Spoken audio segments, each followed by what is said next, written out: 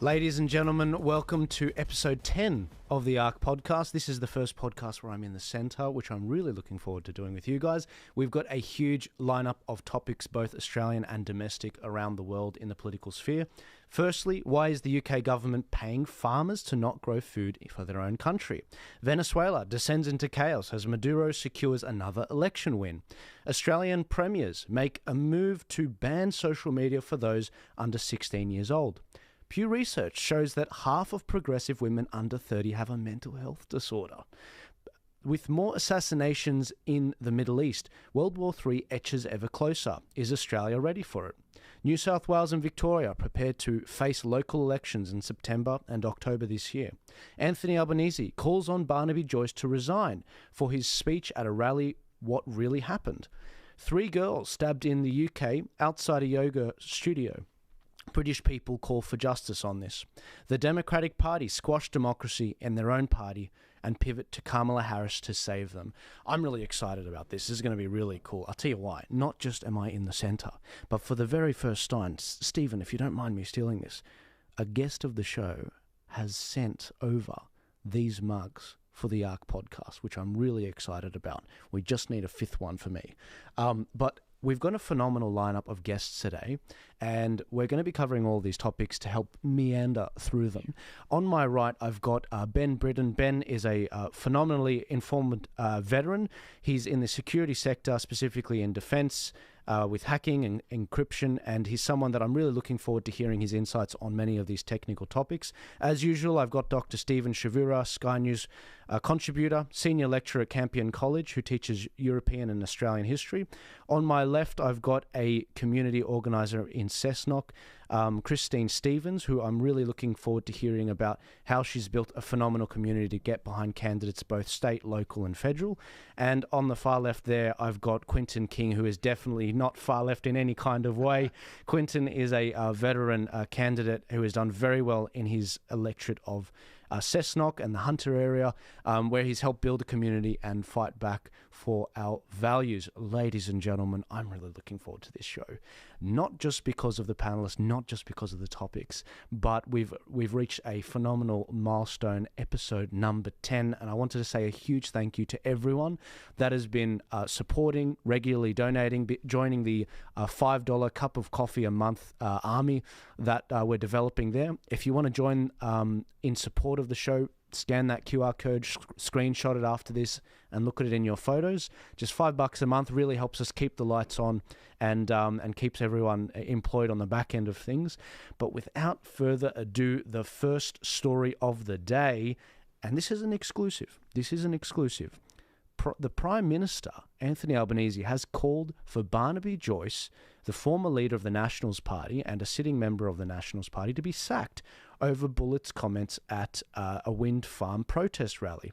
And this is how the ABC News actually covered it, if you guys aren't sure about exactly the context. On the weekend, Nationals MP Barnaby Joyce said, "And the bullet you have is that little piece of paper, and it goes in that magazine called The Voting Box. And it's coming up. Get ready to load that magazine." As you can imagine, that's gone down like a lead balloon because, Former US President Donald Trump has survived an attempt on his life at a campaign rally.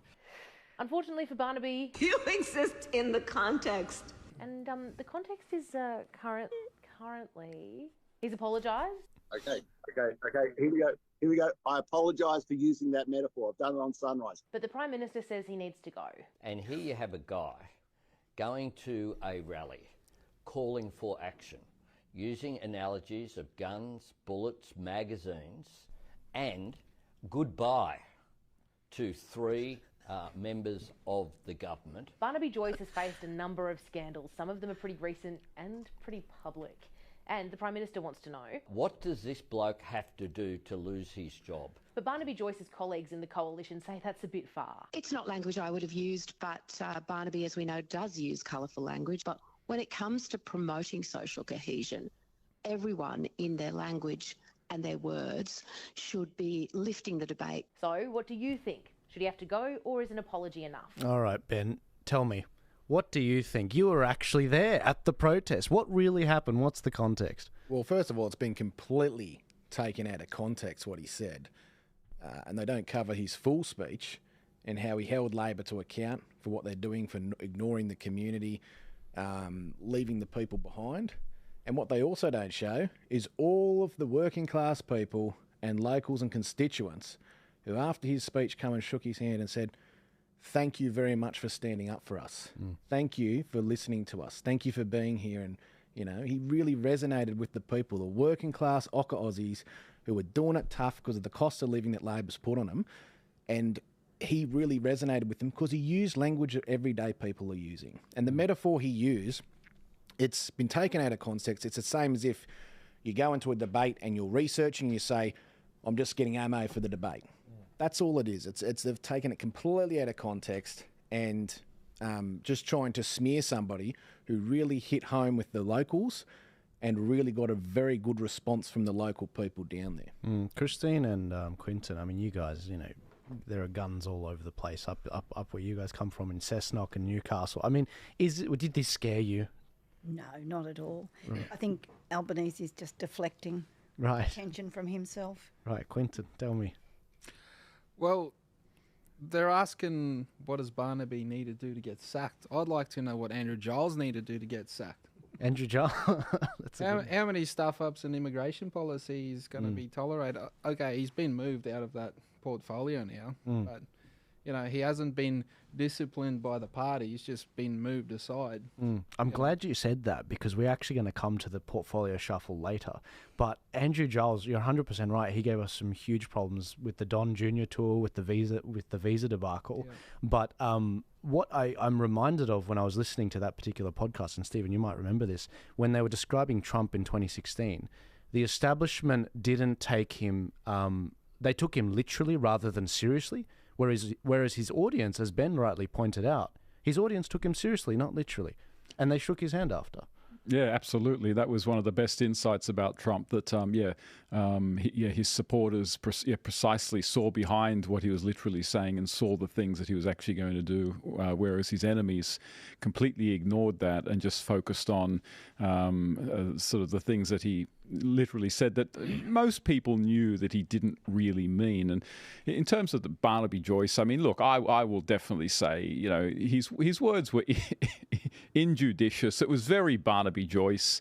I don't think it's such a great idea to be describing votes and ballots as bullets and things like that, especially, you know, less than 2 weeks after an attempted presidential assassination.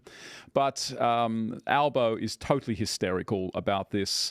I don't actually know who advised him to make such a big deal about this. Maybe it's from his own brain, but Australians are just not going to care about this. And I completely agree with Christine. He's just deflecting from his own failures right now. He's going badly in the popularity polls. Labor is trending down. He's just reshuffled his cabinet. And as Quentin said, he hasn't sacked one of the most incompetent ministers in Australian history, and easily the most incompetent immigration minister in Australian history. And this is just his way of pathetically trying to deflect from his own failures. Just another point I'd like to raise as well, you know, look at all the MPs that turned up, you know, and look at, you know, we had Andrew Constance there, Liberal candidate for Gilmore, comes to every rally, comes to every event associated with the renewables futures and all the people down there, responsible futures and all the people down there who are opposing these wind farms. He's there every time supporting them. They put out invites to Stephen Jones. No answer. They put out invites to Alison Burns to attend. These are all Labor MPs. Stephen Jones is the Labor MP for Whitlam. Alison Burns is the Labor MP for Cunningham. And you've got Fiona Phillips down in Gilmore for Labor. All of them were invited. They've been invited to every single event to address the people, listen to their concerns, and, you know, actually do some real community consultation. Nothing. Crickets. They never come down, never speak to their constituents. And it just goes to show you how they just look down on the local communities they're meant to represent. They do not care about them, and their arrogance just shines through. I mean, at the very least, they could come down and try and push why they think it's a good idea and what it's going to bring to the community. They don't even do that. They completely ignore it. But this is what they do down there. Ignore the people. Don't build them infrastructure. Don't build them anything that brings them an opportunity. No jobs. No prosperity, keep them working poor. That's Labor's motto in the Illawarra. Keep the people working poor. That's their motto. Is these particular wind turbines, are they like the ones up the coast where they're doing those floating ones in a whale migration zone, or is this different? It's the same. It is. It's the same. And these things are in a depth of 300 metres. Yeah. They are a giant triangle floating platform that has a wind turbine on it that is about roughly the height of Centrepoint Tower. It is going to have chains that anchor it to the bottom to, big concrete blocks. These chains have to have slack in them for the seas that move around and the tides and all that sort of stuff. So they're going to have to be 5 times the length of 300 metre depth. Now, here's the thing. They do not have to produce enough chain for all of these wind turbines. I think I'm going to put 200 out there. They don't have enough manufacturing capacity for industrial chain in the world to actually fulfill the requirement. I think the last estimate was something like 30 years was what people have been saying it would take to build enough chain to actually even be able to anchor these things to the bottom. So from an engineering perspective, it's not going to work. So it's not about being with your pro-renewables or anti-renewables. What it is actually about is this is a terrible project that's going to waste taxpayer dollars. It's not going to work. It's going to be a disaster for the community, a disaster for everybody involved. That is the reason that you're opposing. It's because it's a poor project. And the irony is that they're literally destroying the environment to possibly fix the climate. It's really madness when you think about it. I mean, they are literally doing things that if the right had done these kinds of things 20 years ago, they'd be jumping up and down and talking about how it's destroying the actual earth, how you're polluting the ocean, because these things leak a lot of oil as well, how it's going to be terrible for sea life and things like that. But if you just slap a climate change sticker on it, then suddenly it all becomes just fine. You can literally just destroy the environment for the sake of the climate, and also destroy the economy in the process. It really is a kind of madness that the West is going through at the moment. And what's astonishing is about how experimental it is. On episode 1 of the Ark, we're up at episode 10 now. Episode 1, Craig Kelly was going after Chris Bowen for this particular project. And he was saying, why are we going for something that's way more experimental? There's only one case study of this working anywhere in the world and kind of working. In Europe, near like Norway, this is so experimental. The gale force winds we have from the east coast and sticking it in the middle of a whale migration path. Why? It's actually more experimental than nuclear. And it's way more experimental than coal. And, Cessnock being a massively, heavily reliant sort of area on that industry. Quinton, what's your thoughts on that? Well, I've got a good friend, Mark Watson, over in Port Stephens that I think you might know, actually. Yeah, good bloke, Mark. Yeah, he's heavily involved in a campaign against the wind farms there, mainly because the community there opposes all the negative impacts on the environment that they feel it would have. It's... Port Stephens is a beautiful tourist town. And Chris Bowen was there telling people that this is not a debate. It's happening. So, yeah. Same as your other guest there. Sorry, I forgot his name. Sorry, Ben Britton. I don't know what's wrong with these areas, either in Newcastle or in Wollongong. For some reason, they want to try these experimental things, as well as smart cities, as well as, all these sort of projects to surveil people. Is there a pattern there? Am I just sort of stabbing in the dark? No, it is a pattern, and it's due to a heavily incompetent local Labor Party. It's obviously been a Labor stronghold for so many years, and the Labor Party tend to take, the community for granted. But because they're so heavily incompetent and inadequate in everything they do, you've got people who have made it to the positions of power who are completely unable to do the job. And as a result, they come up with ridiculous ideas that are not going to have any grounding in reality for the local community. I mean, one of the things that the council, that's a Labor council, one of the things they voted on was all of this artwork they put into the mall, the strip. Now, these are giant blocks of sandstone and palm trees on their side, and they strap one palm tree to a light post at the top. And you ask yourself the question, how many jobs does this bring to the area? In that same strip, that same mall, You have shops that have been vacant, some of them for 18 months. No one can put leases in there. They can't get businesses into the area. The foot traffic in the mall is dead. It used to be vibrant when they had a road in it. It used to be vibrant. And then you have the local mayor candidate, Tanya Brown, for the mayor. She's going for the mayor. Gets on the radio the other day, and all she talked about was, oh, the sun will rise, the moon will set. You know, I used to play in the creek behind the studio as a kid, and all this stuff. Nothing what I'm going to do for the community. All generic stuff.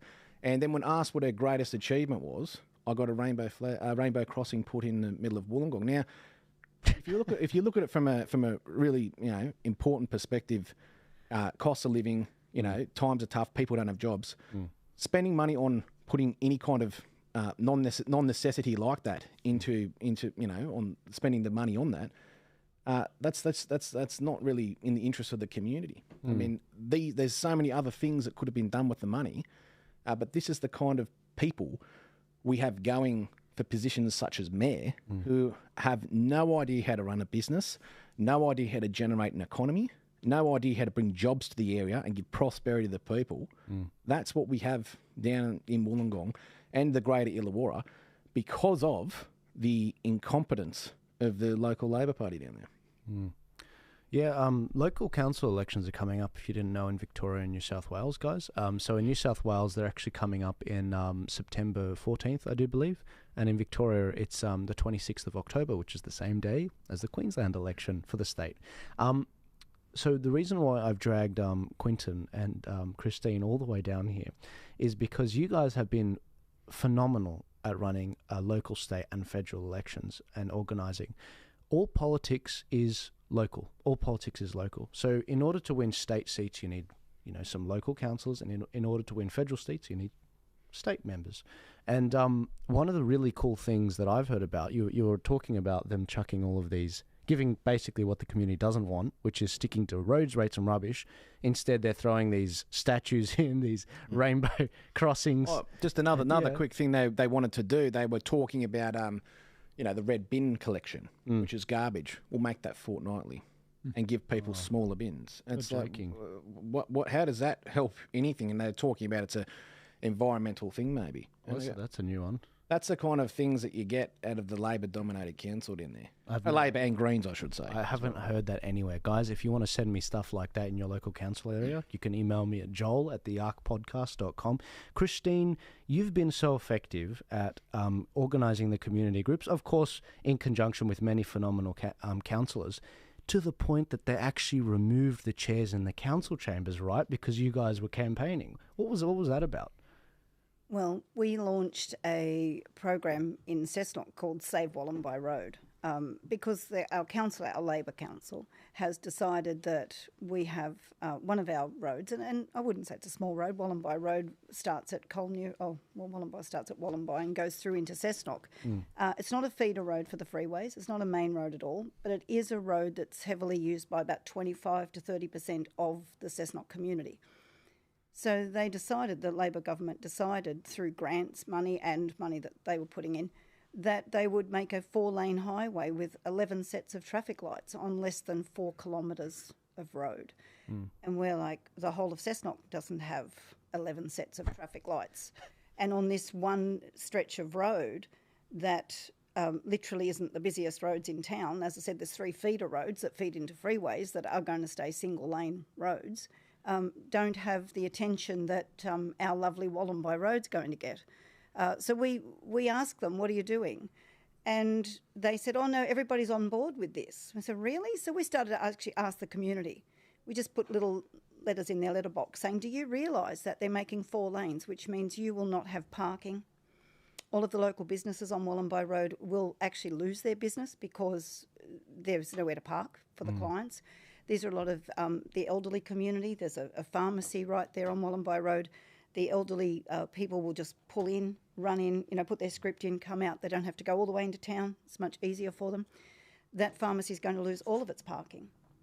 And they didn't even know about it. And yet the council, on one hand, is saying, no, they know, we've told them. But when we actually went in and asked them, they didn't know. So you've got one narrative coming from the council where everything's sweet, and then you've got the community who don't know. They don't know. And so once we started to ask the question, of course, the community came out enraged that they were going to lose parking. And you've got elderly people that have lived there, 70 years that aren't going to be able to come out of their driveways. And the council are so committed at completing their agenda that there's no conversation. In fact, it's worse than that. When we first started, we were told that we were giving them misinformation, but all of the information was straight from the council's webpage. So we could actually say, no, that's actually from your webpage. And we were astounded at how ignorant the councillors were. They didn't read the paperwork, so they didn't even know what what they were supporting in the council. And they tried to bully you with the word misinformation. Oh, conspiracy theorists, misinformation, all the usual propaganda that they wheel out when they're not winning.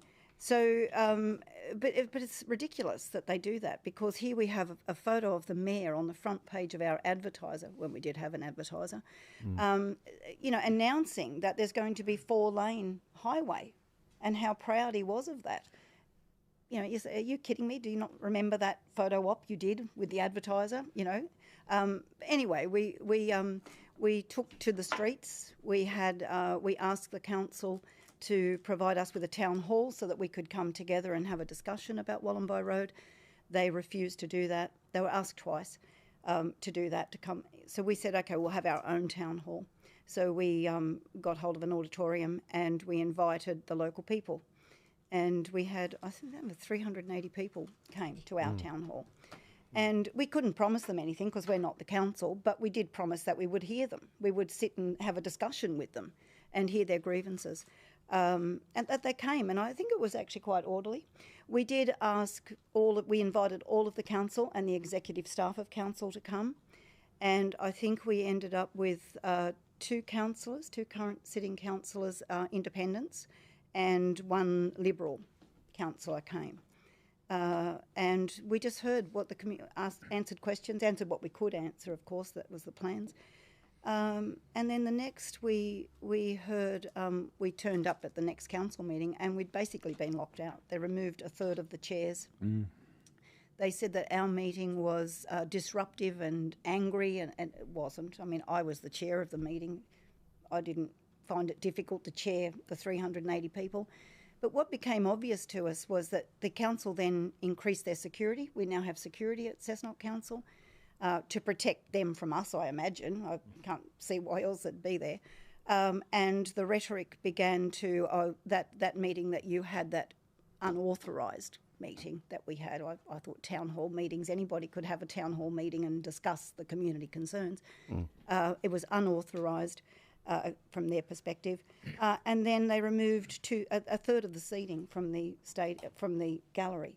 So we all arrived there, and I think we had about 100 people came that night. 130 people came to listen to what the council had to say, and we were told once the seats were filled, they locked the doors, and we were locked out of the council building for their security. They feared for themselves. So if you're doing a good job, guys, if you're actually doing the work that the community have voted you in to do, and you listened to your community, I actually heard them because they say they're listening, but I don't think they're hearing anything, then they wouldn't need to be fearful of their community. I don't know that anybody was ever threatened, Quinton, but they don't even want to come out and engage the community. And I think that's been the biggest eye-opener for us. The community felt as though they had a council that listened to them.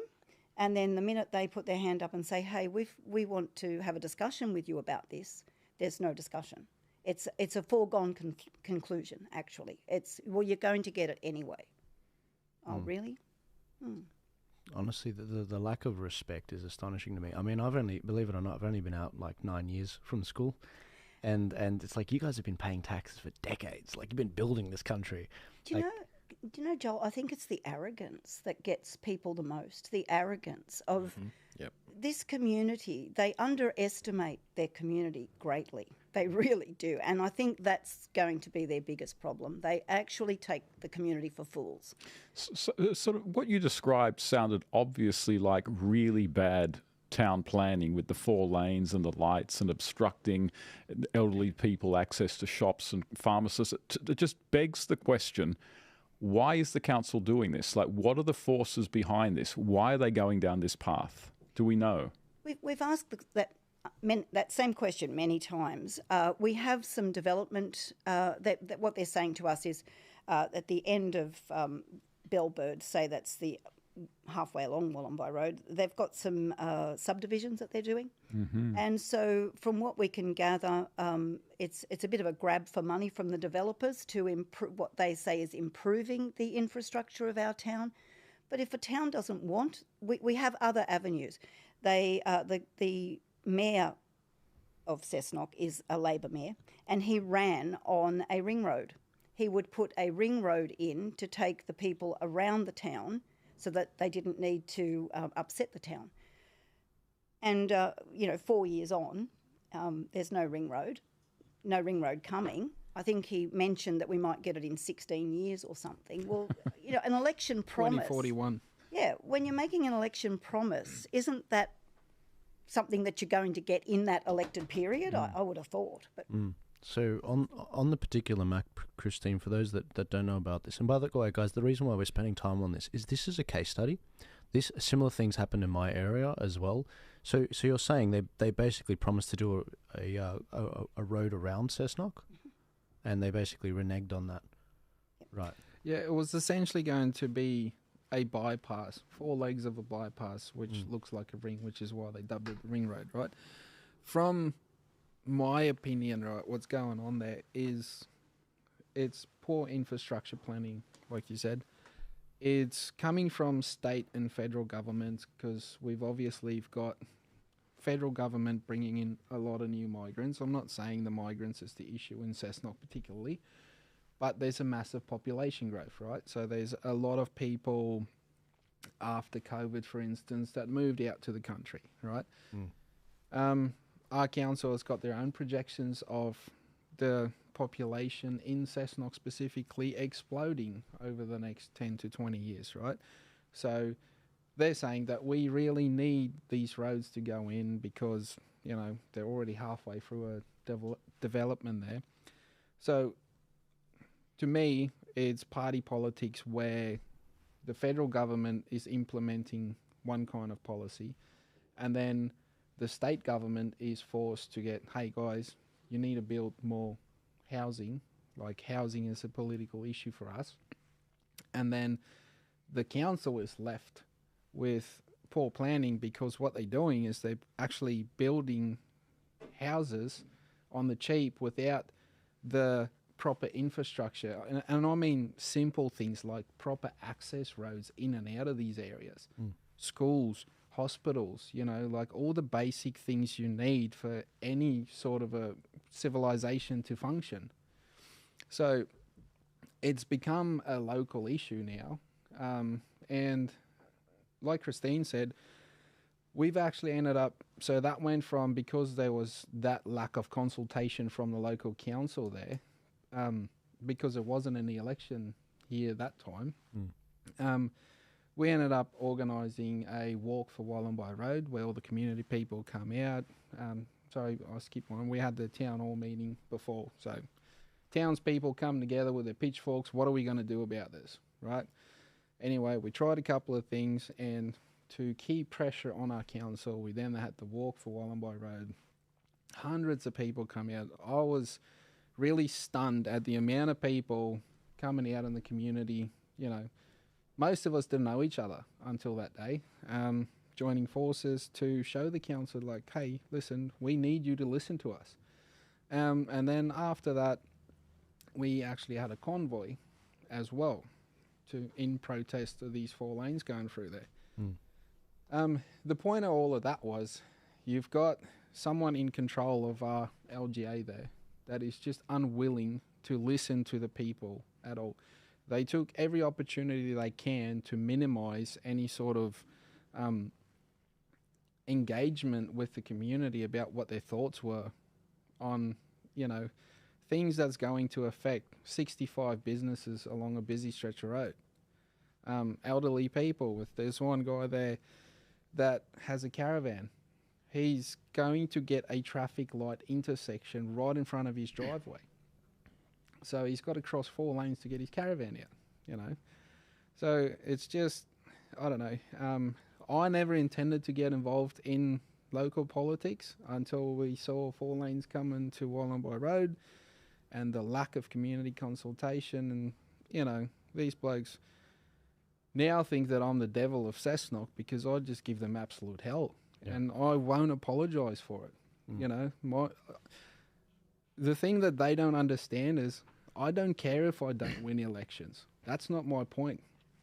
My purpose, my goal is out there to keep them on notice, to tell them that, hey, you're not doing right by the people of our LGA. Whether I win the election or not is irrelevant. Yeah, it's actually a true voice of opposition. Yeah, it's absolutely critical. It's the only reason I got involved. Yeah, yeah. Guys, I as I mentioned before, there are many elections coming up on the East Coast and WA as well. So those dates again: New South Wales local elections, the 14th of September. The Victoria's local elections, 26th of October, which is the same date as the Queensland state election.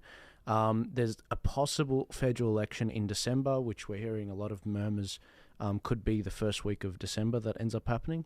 And then there's the WA state election on the 8th of March 2025 next year.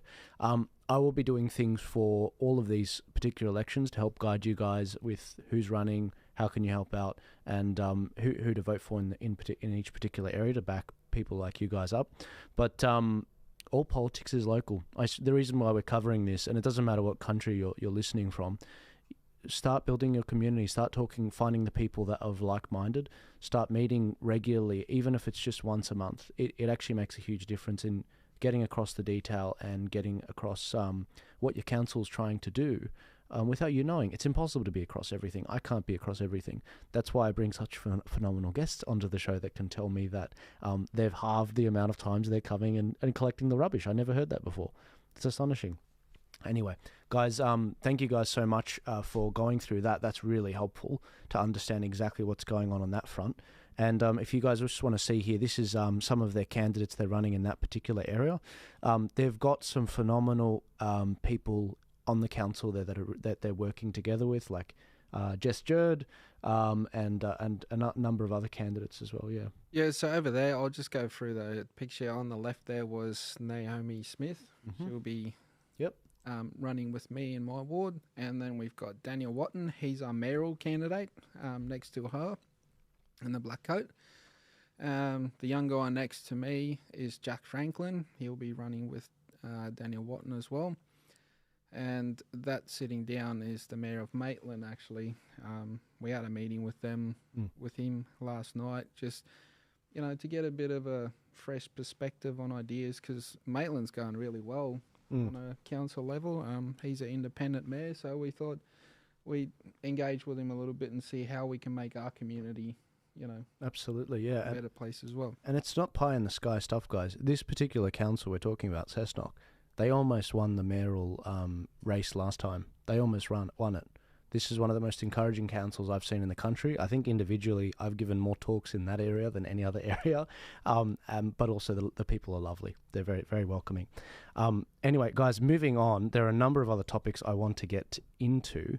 This next one is one that I think all of us on the panel are really, really concerned about. There are murmurs out of the UK which are saying, and some farmers themselves that are actually making the point that the UK government are actually launching programs to pay farmers not to actually grow their own food. Enough from me. Listen to what this farmer says from his own mouth. We've been offered £2,500 to join a scheme for 3 years, but we don't supply you any food. We're going to go hungry. I am going to plough a field. I'm going to put spring barley in. I'm going to get £440 off the government per acre, that when it comes to crop size, leave it rot in the ground. So I don't get no straw for the cattle. You don't get nothing for your bread, for everything we make, okay? But I can also plant bee mix, which is for birds and bees. I can plant wild bird seed, which is for wild birds. I can also be paid to buy a ton of wild bird seed like anybody puts in their garden for the birds and drill it out on the ground once a week. I can get paid for that. Now my accountant says do it, because in doing that I've not got to buy fertiliser, which since the Ukraine war it's gone from £250 a tonne, to £1,000 a tonne. So in order to fertilise your food, I've got to buy fertiliser at £1,000 a tonne. So I've now got a crop that I don't have to spray, I don't have to send nobody out there with a tractor, I don't have to fertilise it, but I can just leave it in the ground and let it roll. And pick up my £440 an acre and go all over it again. Crazy. What are your reactions to that, guys? Well, first of all, I'd just like to say, no one talks about every year all those farmers out there who take their own lives out of despair, and their children see it and they think, what future do I have on the land? What future is there for me? And these are the people who sustain us so our children can grow, and we need to be friends with our mates from the bush, because anybody who's ever had a friend from the bush knows that if you're lucky enough to have a friend from the bush, you can have one of the most loyal, hard-working and trustworthy mates that you've ever had in your life. And I just think that this is another kick in the teeth to farmers, and for too long, all over the world, in the Western world, farmers have been left behind. They've been neglected. And now because of things like the internet, we're seeing their hardships. There was a couple of years ago, maybe 3-4 years ago, I think it was, a farmer who made a TikTok or an Instagram post or something like that, saying how he only gets $1.86 an hour. He works 12-hour, 13, 14-hour days every single day, doesn't complain, doesn't ask for nothing. He said, I'm not complaining, I'm not asking for nothing, but I just want to show you what I'm really having to do here. And then you look at what it's sold from the supermarket, how much money they're making off it. I remember I heard something ridiculous back in the day. I don't know the exact figure now, but back in the day I remember getting told, farmers are getting 3 cents a pineapple, and then they're selling it for $3 in the store. Why is more money not going into the farmer's pocket for what they produce to sustain us, and leaving all this food to rot? No one's looking at that from an ethical point of view. How can that be allowed? How can someone pay to allow food to just be destroyed, and when there's so many people in the world who need food, and there's starving people in the world? And let's cut it. If you look at the supermarkets here, now you look on the shelves, we're seeing foreign fruits, foreign vegetables, and all these imported food. And you ask, why are we importing food when we've got the best garlic, we've got the best oranges, we've got the best of everything? And yeah, sure, some might not be in season, that's why they import some of the stuff, but some of the stuff's all, they can freeze it, there's lots of things they can do. They're more likely to sell it overseas to China. And you look at a supermarket like Coles, they sell all the good stuff to China, and then we'll undercut SPC in diced peaches, but we'll use Chinese peaches. How does that help Aussie farmers? It's not. It's because they want the best peaches for China, and then we get the dud peaches that they don't want, And for too long, people have neglected the bush, and the Australian government has not done enough for the bush. And how long is it, and what is it going to take before we, really start putting in an effort for our farmers and giving them a fair go so their kids can grow up and have a great life? I'll never forget, I've got a family down in Victoria on the farm, right? I'll never forget this doing Christmas. And I got told, I was only young, I got told, these kids are coming over, you need to be real nice to them, be friendly with them. I go, okay, sure. And their dad just killed himself, And then I'll never forget this. The auntie gave him a card, and it was $20 inside, and this kid thought he'd won the lottery. It shows you how tough they were doing. He got $20 and he was wrapped. And I was so upset. I thought, how, this is so bad for this guy, And I was only young at the time. I was, probably 12 years old, 13 or something like that. But I just thought, that's not fair, These people work hard. They work a really, really hard job. And the best stock in this country, if you go anywhere in the country, the bush, anywhere in the rural area, the best, most Aussie stock in this country comes from the bush. They're some of the best people, and they're the backbone of this nation. If you look at the Anzacs and all the Anzac legacy, that's where it's from. All those people, the backbone of the country, you know, true Aussies. Yeah, and it makes a lot of sense when you hear the stories about the Anzac soldiers, like the light horse. It's like, well, they were just from farms. That's right. They were just good stock. And you reminded me of the back in 2019, I had friends visit me from Victoria. They were farmers, generational farming, and they were here for a funeral for another. They said to me, "Oh, another farmer committing suicide." Like, it's just the norm. It's just like, how are we allowing this to happen? And you're right about this monopoly. Maybe I'm using the wrong word, maybe oligopoly, between Coles and Woolies. The idea that this farm gate price that's negotiated, the price that these farmers pay, you gave the example of pineapples for 30 cents or whatever, and that them being sold for $5, $6 or whatever it is at Coles or Woolies. Why is it? What's going on there? And again, this isn't me going after Coles or Woolies. I just want to understand why. I want to actually set up an app, if I have the opportunity to, or some kind of website where farmers can send us anonymously the farm gate price they're selling to these organisations, and then we are finding exactly what they're being sold at around the country. Well, that's right. If you look at the milk, like they went after dairy farmers. You know, well, let's buy our own milk. Let's undercut all our competition in the store and put them out of business. And you look at it and go, how unethical is this practice? Yeah. This is not you're not talking about a T-shirt or a car or something like that. You're talking about things that are sustaining human life in this country. You cannot allow that to happen. And it's time for governments to step up, put their money where their mouth is, and legislate against this stuff. Legislate for fair pricing.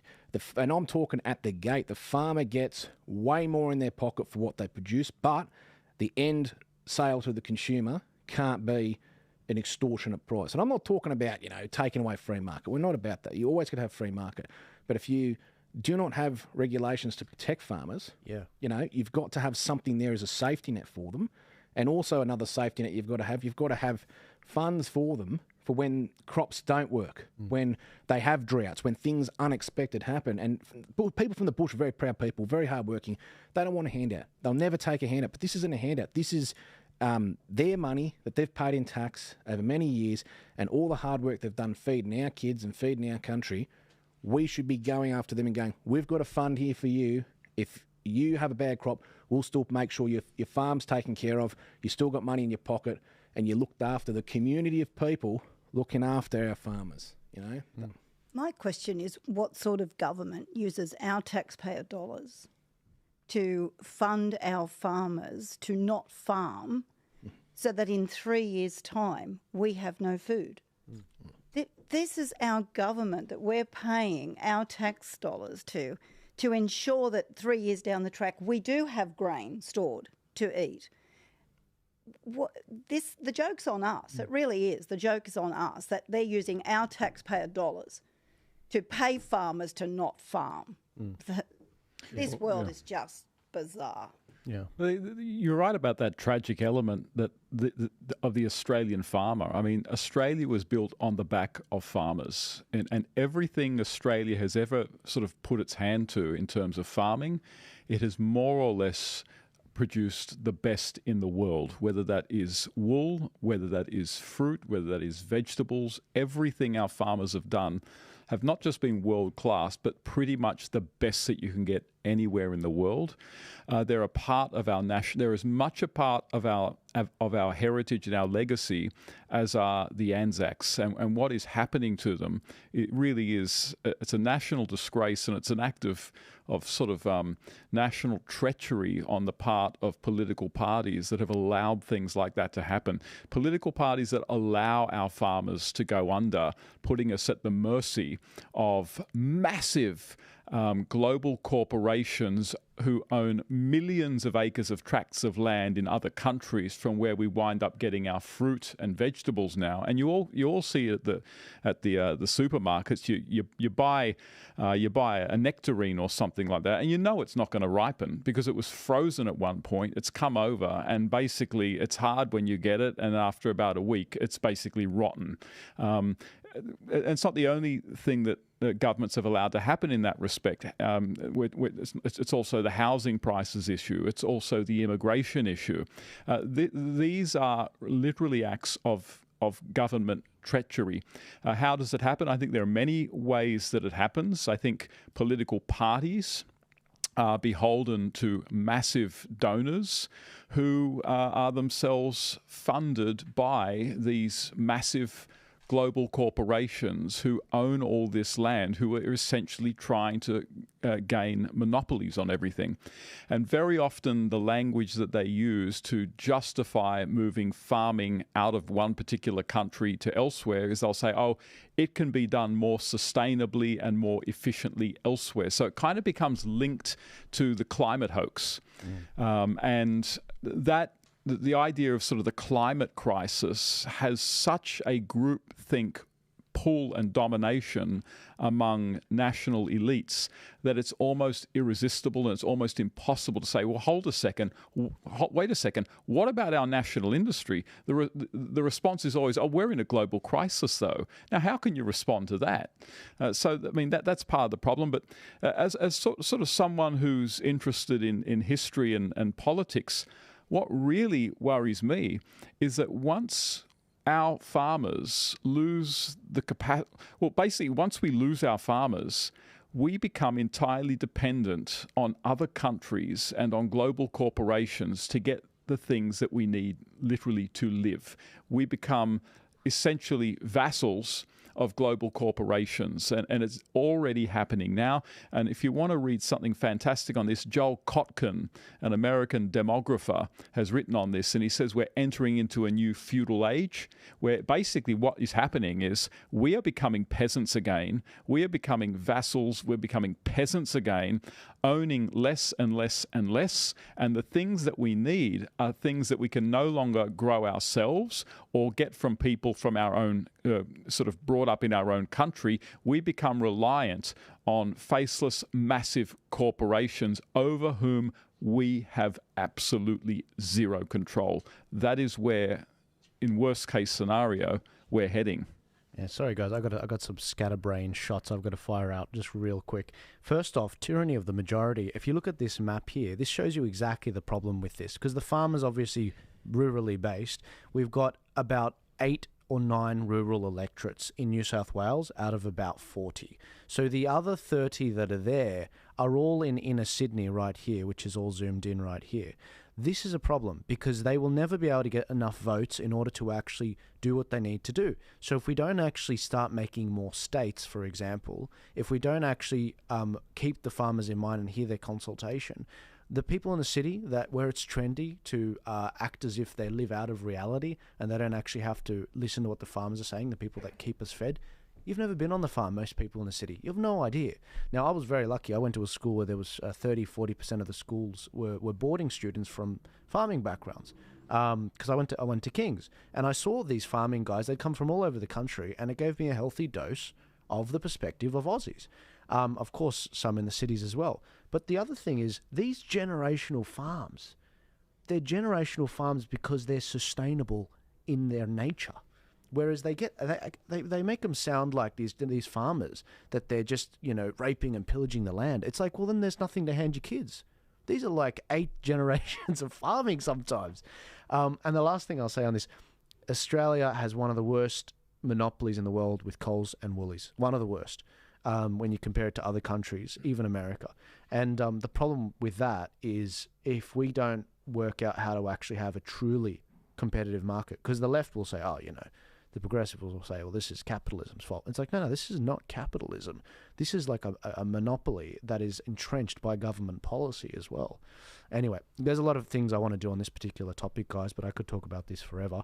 I would love to do some kind of a project. I've got the guys to do it. I just lack the information. If you could send it to me, what farm gate price are farmers sending their produce to Coles and Woolies? I have no doubt many of them will have some kind of an NDA. That's the challenge with these things.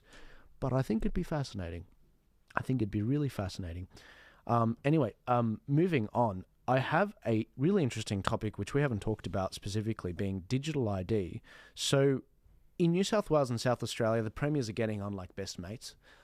They want to bring in some kind of social restrictions for kids under 16. They actually want to raise the social media age for social media use.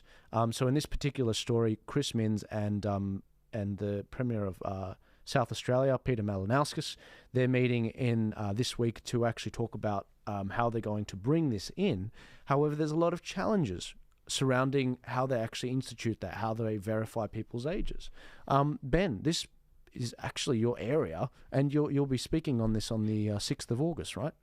Yes, I will be speaking at this at Parliament House on the 6th of August in relation to the digital ID and age verification. I'm currently also writing up a big report on this and some policy advice on this, because this is something that's trying to be pushed by people who are clearly technically illiterate. They don't understand how the internet works or how anything to do with big tech works. And what they're trying to do is they're trying to just score some browning points with the community. They speak to parents. What's your concern? Oh, my kid spends too much time on social media. Oh, okay, I'll ban that for you. That's actually what's happening. And we had a really interesting thing already happen with Pornhub in the United States. Now, Texas passed at state level a bill to ban Pornhub. So what happened? All Texas-based IP addresses for the internet, Pornhub is banned. So when you go to Pornhub for a Texas IP, it will come up with a page stating why it's banned and how it's against freedom of speech. Change your IP to California, you view the whole thing works as normal. So all that's going to happen here, say New South Wales and South Australia ban or put some sort of restriction and somehow convince the social media companies to comply, because they don't actually have to, then all kids are going to do, change their IP address to Perth, change their IP address to Queensland. They can do this in 2 seconds by downloading an app, clicking a button. That's how easy it is to change your location. They can go to a web browser, type in free proxy, it'll come up, they type in a URL, bang, they go straight to whatever they want from a different IP address. So this is where they're at. They'd have to convince the social media companies to change it. But here's how it's going to fail.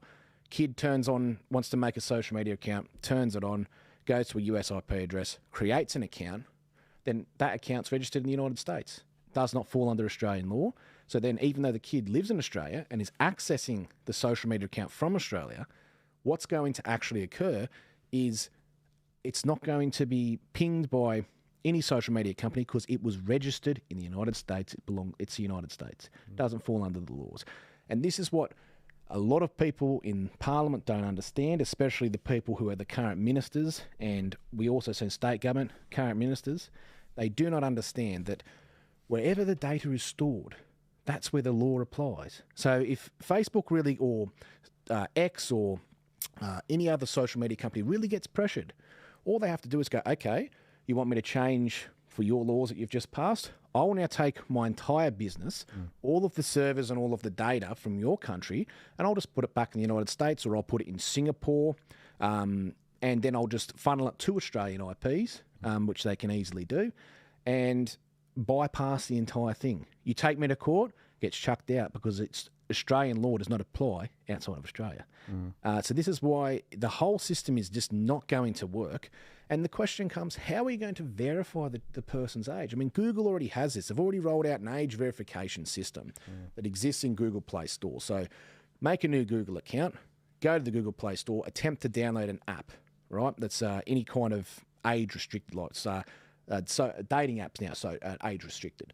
Download that, and it will actually then come up and ask for age verification, be it through credit card, taking a selfie, which runs it through a computer system to analyse your features to see if you look old enough.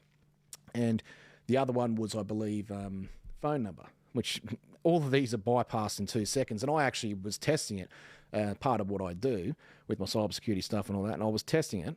And I was able to bypass the age verification by taking a photograph of Andrew Tate off a monitor.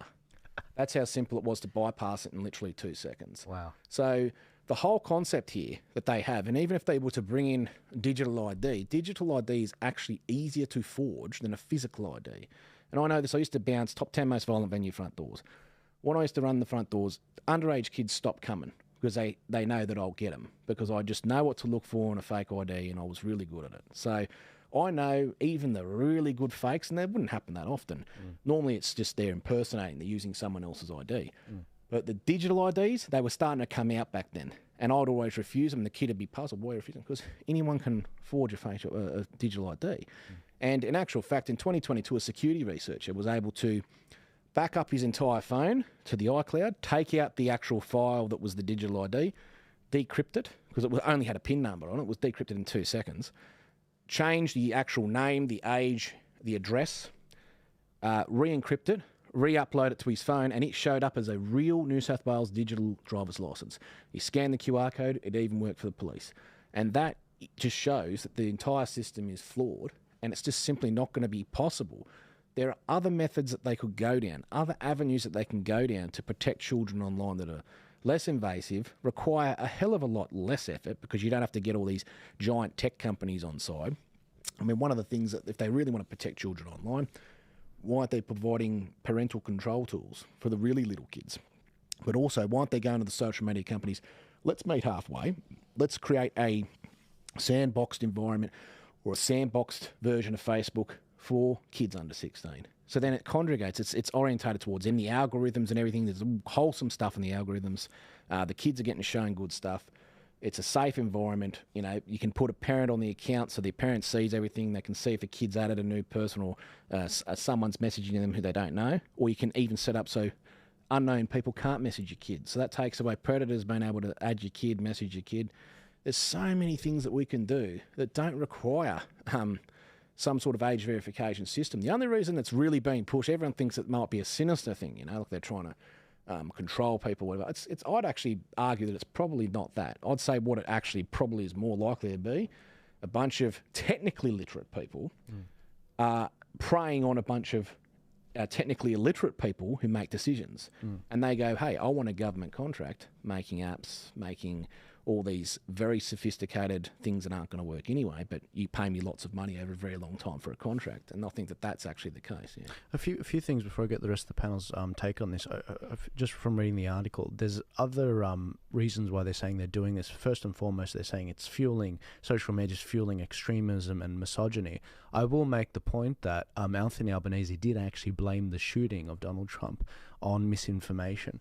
On top of that, Peter Dutton also backs this particular approach as well. In the first 100 days of government, he actually wants to bring something similar in.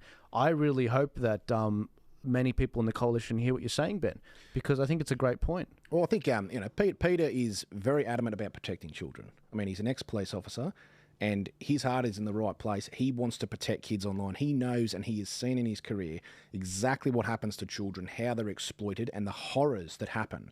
As a police officer, he would have seen that, and he would have known all about that sort of stuff. So his heart is in the right place. He wants to protect kids, and he is making a commitment to make sure that he protects children. The method of how we get there, there's lots of different methods that you can get there to do that, but that's where his heart is. His heart is in the right place, wanting to protect children, especially online, and I think it can be achieved. We can protect children online. It will take some effort to do so, and it will take a lot of hard yards and maybe a bit of out-the-side-the-box stuff, but we can do it. We can protect children online. I've always said one of the things that they should be doing is developing parental controls, but really good parental controls that they can install on a kid's phone that maybe make it lock they can't download apps. Have a system where everything they view online is filtered.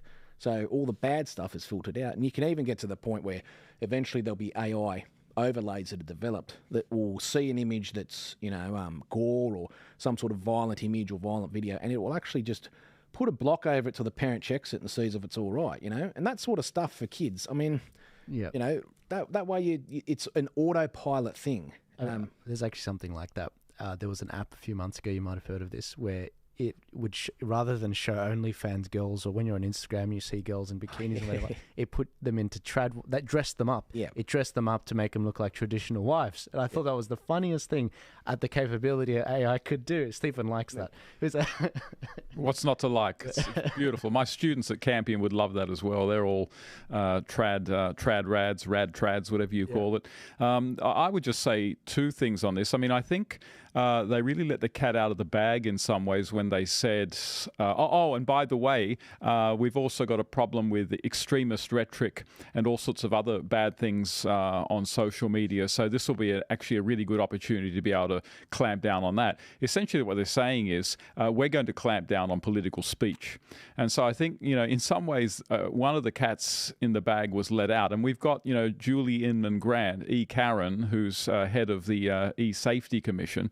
And she actually goes around censoring, for example, anti-trans ideology tweets and things like that.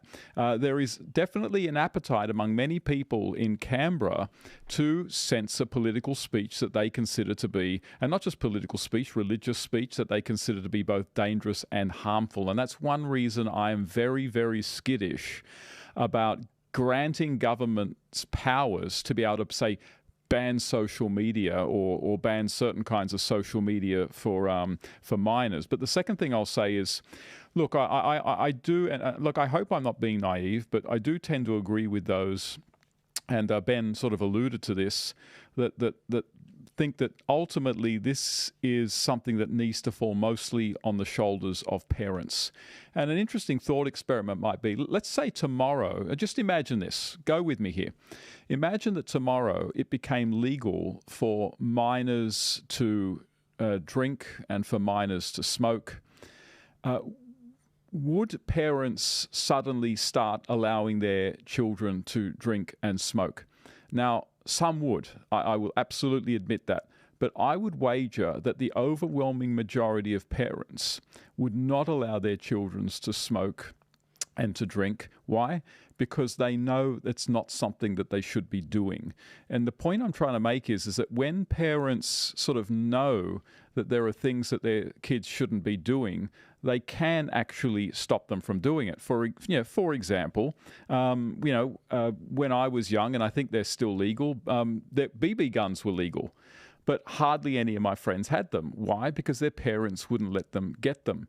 And I guess the point I would want to make is, like, parents can exercise some control over what their kids do. And I think that we should be looking first and foremost at how to help parents enforce rules about social media to their children rather than straight away looking to the state.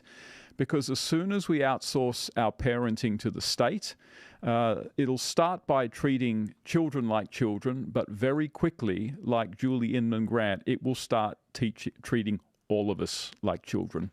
Absolutely. Yeah. No, I'm with you. Parenting should be with the parents, not with the state. So I agree. People should be monitoring the children, what they have access to on the internet. It's an issue that starts at the home, actually, what the children are allowed to have access to. I'm with you, Steve. Keep it away from the state. Did you have something? No, I agree with everything you say. Yeah, I think, just another point to note is with parental controls, I tested out, I won't say which company, but a very reputable company's parental control system. I tested it out on a phone. I was able to bypass it quite easily. So for a kid, they're still going to be able to bypass it. What we need is to set up an app that parent could download, put on their child's phone. They can then log in and see, or have a portal they can see, what their kid what websites a kid goes to and all that sort of stuff. They can actually block Facebook completely if they really want to. But it's foolproof. The way you do it is it has to be a firewall on the device. You put a firewall on there, and it actually, in the firewall rules, it blocks certain websites. It doesn't matter what protocol they're using to try and get out of it. It's going to be filtered out. So that's one of the things to consider. If they're punching out through a tunnel, then yeah, sure, it's going to bypass the firewall. But that's you put in there by default that you can block, certain types of connections going out and all that sort of thing, which would actually make it so the device is locked down and the kid can't bypass it. And what they would actually do is, parents who are super busy, they don't have time to learn the tech, they don't have time to monitor what their kid is doing, but if they have an app they can put there that gives them peace of mind that no one's going to be able to contact the kid, they can't download and install a new app that could potentially open up predators to messaging them, all their SMSs get overlay. So if they get a number that's not in their contacts, for example, it notifies the parent. Same with the phone call. You could even set it so it blocks SMS and blocks phone calls from unknown numbers that aren't in the contact list. Because some parents might like, only the family should be calling my kid. So that's the kind of things they could bring in, and it's in there. It cannot be removed as an app, and it basically locks down the device. Now, there's certain features that were in it, like being able to track the location for safety purposes and things like that, but I'm a little bit adamant to do that to children because of the simple fact, yes, it would massively help parents if they know, hey, my kid is, off in the bush somewhere and it's a school day, but I think about the child's mental health, being watched, being monitored. You do not want to have a situation where a child is growing up in the world, Big Brother's watching me, I'm being tracked. That's not what we want to do for our kids. But if you do it the way I said with the, taking away the content, monitoring the content, so the child cannot bypass it, cannot be exposed to the bad content, then that's going to be a huge gain for parents. But it's not invasive and going to ruin the kid's life or make them feel like they're being watched. They'll actually feel like, hey, I'm being looked after, Absolutely. What about a cultural shift in terms of seeing an iPhone as a kind of rite of passage in the same way that we do, say, alcohol, cigarettes, owning a car at the age of 18? Rather than giving 12-year-olds, 13-year-olds, 15-year-olds iPhones, give them dumb phones. And the iPhone can be something, and this will just be hopefully something that sort of just weaves into the culture that you get when you're 18, when you've got the kind of mental stamina to be able to withstand when someone mean tweets about you. Yeah. I mean, there needs to be a cultural shift about these things. As a historian, I know that in the 19th century, in some primary schools, kids were given beer. It was just a way to give them the calories that they needed for the day. But culture sort of shifted on, and now that is sort of impermissible. And you could maybe have the same kind of thing. Like, we're in a culture where kids have iPhones, but culture can change if parents, really are determined to drive that cultural change. I'm certainly with you there. I think, with alcohol, the introduction of that being one of the best things to use as a case study, with Aboriginal communities, when they first came across alcohol, they couldn't get enough of it. They'd never been exposed to it. It wasn't in their genetics. What would take many, many beers for Europeans to get drunk on, it took a lot. Took a lot less for Aboriginal communities to get drunk on. Similarly, with social media, I fear for young men, and I'd have no problem talking about this. I once had a problem with pornography, just like Graham Hoodie had a problem with pornography when he was a younger man. I overcame that, but the problem is the kids that have it now, it is targeted. It is targeted at a crazy rate. They are using AI. They are using an algorithm that especially picks every single attribute that you like in a woman, every single attribute, and it crafts it, often fakely. It's not even that, there's a girl that really exists out there. Exactly, an AI they've created. And it's like, you guys don't stand a chance. This is like the Aboriginals when they first came across alcohol. And I really worried about that. And again, I'm not smart enough to answer this question, but it reminds me of the book, The Coddling of the American Mind by Jonathan Haidt, where he talks about the introduction of social media and the massive spike in young men and young women's suicide attempts and actual successful suicide attempts. And there needs to be a huge discussion about this. Do we introduce them too early to it? Do we put it off and do it at a certain age? I don't know. With alcohol, I was very lucky. My dad introduced me during the safety of the home, a few scotches every few nights, and it was at a relatively young age. But that was in the safety of the home versus getting it at 18 and getting absolutely sloshed and making a fool of myself and potentially killing myself in some cases. And so I don't know. I think there's a huge opportunity to have a chat about this and get on the front foot. But Ben said this before the show. Where is the money in this? Where's the money in actually getting ahead of some of these issues? And actually, where's the grant money? It doesn't seem like it's being wielded that way. I think as well, it's a big issue because if you look at pornography, for example, one of the reasons why it has got so much more heavy exposure, especially to young people, children even seeing it, is because there has been a large push for free pornography that does not require a subscription or a credit card. And you're talking 20 years ago. Internet porn's been around since the internet began. But 20 years ago, pornographic websites you could not access if you didn't have a credit card. And there was free pornographic websites, but they were very, very poor quality, very, very low quality.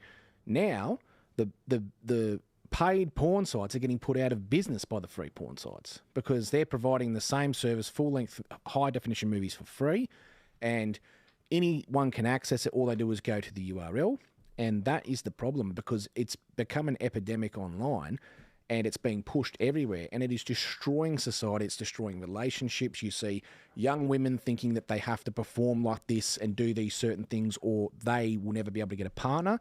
And it's the same for men. If I don't look like that or have that, then I'm not going to be able to get a girl. No one will like me. But it's also normalised things that aren't normal human interactions. And that is one of the most concerning things about it. It's warping the minds of young people. And if you look at particularly young men, lots of studies have been done on this. If you take a young man who's, say, 7 years old and they start watching pornography at 7, by the time they're 18, 20 years old, what actually ends up happening, it gets to the point they need more and more hardcore pornography to feed their addiction and their desensitisation. Then they start to fantasise about being the actual girl in the film. And then they push to wanting to become a woman. And that's where you look at a lot of these mental health issues arise. Yeah, that's one of the studies that they've done. It starts to push them into transgender desires. First, it starts with wanting to see transgender people, meet transgender people themselves, but then it moves to, I want to be the woman in the film. Because there's nothing left at that point. They've seen every type of pornography there is, every type of extreme.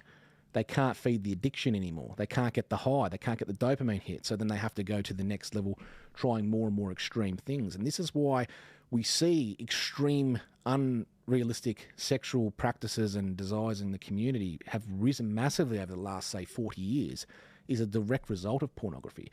If you look at Papua New Guinea, look, I speak Tok Pisin. I've done a lot of study on Papua New Guinea. And one of the things that we did when I studied, so I studied in the Defence Force School of Languages. And one of the things we did when we did it, it was we learnt about the problems of pornography in the community there. They had a huge problem with pornography. The rapes went through the roof because what you'd have is a bloke in the Highlands would be sitting in a hut, reading the pornography, gets obviously aroused, sees a young girl walking past, doesn't even think twice, goes out and drags her in the hut and assaults her.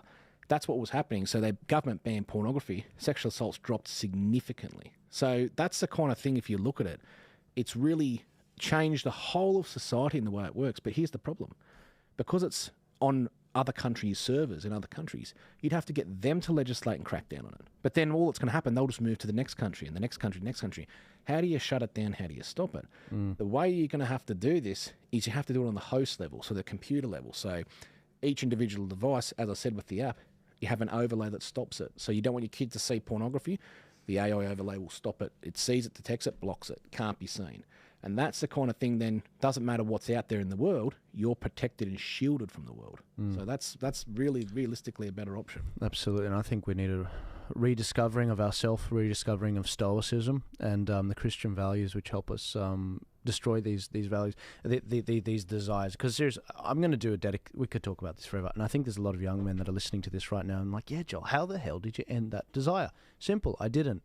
I recognized that if I'd keep doing this, it's going to take my creative energy. It's actually going to stop me from going and doing great things into the world. And it is a control vector. It is a control vector. This is like your creative, the X factor in you. And that urge to actually go and be creative and go and conquer the world, that is what you're giving up. That is why they want you to do that. But I'm going to get Graham Hood here in the future. We're going to do a dedicated study on this. Him and his wife have been doing some phenomenal work with regards to pastoral care on that and marriage counselling. So I want to get them in Sydney. They're not in Sydney. That's the only problem. But we will come back to that topic. Looking overseas now, can I just say I'm really enjoying this discussion with you guys. We have a phenomenal array of skills here. Meanwhile, in Venezuela, we're seeing a situation where Maduro has clinched the election win there by what the people think is a completely fraudulent election. Now, why do they think that? And this is some of the clips that I've found online on X. Once again, X is the place where you can find the information up to date. And Elon Musk is retweeting so many things. He is so onto it. I'm actually really impressed, and I've seen his evolution. Go follow me on X at Joel Jammal, you can see a lot of these things that I just retweet without any comment, and you can get a really good feed every day. Turn the notifications off because there's way too many posts. It'll keep you up at night. But this is a sort of post that we're seeing when the election was completed. The ballot boxes were actually being confiscated by his, essentially what appears to be his henchmen, and this is one of the videos that we saw on that.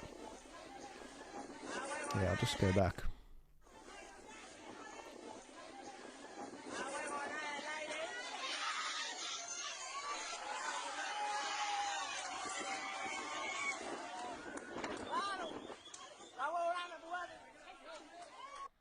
And on top, to make matters worse, thanks Stephen for sending me this. This is from Sydney Watson. She says Maduro has had the Venezuelan opposition's party national coordinator arrested.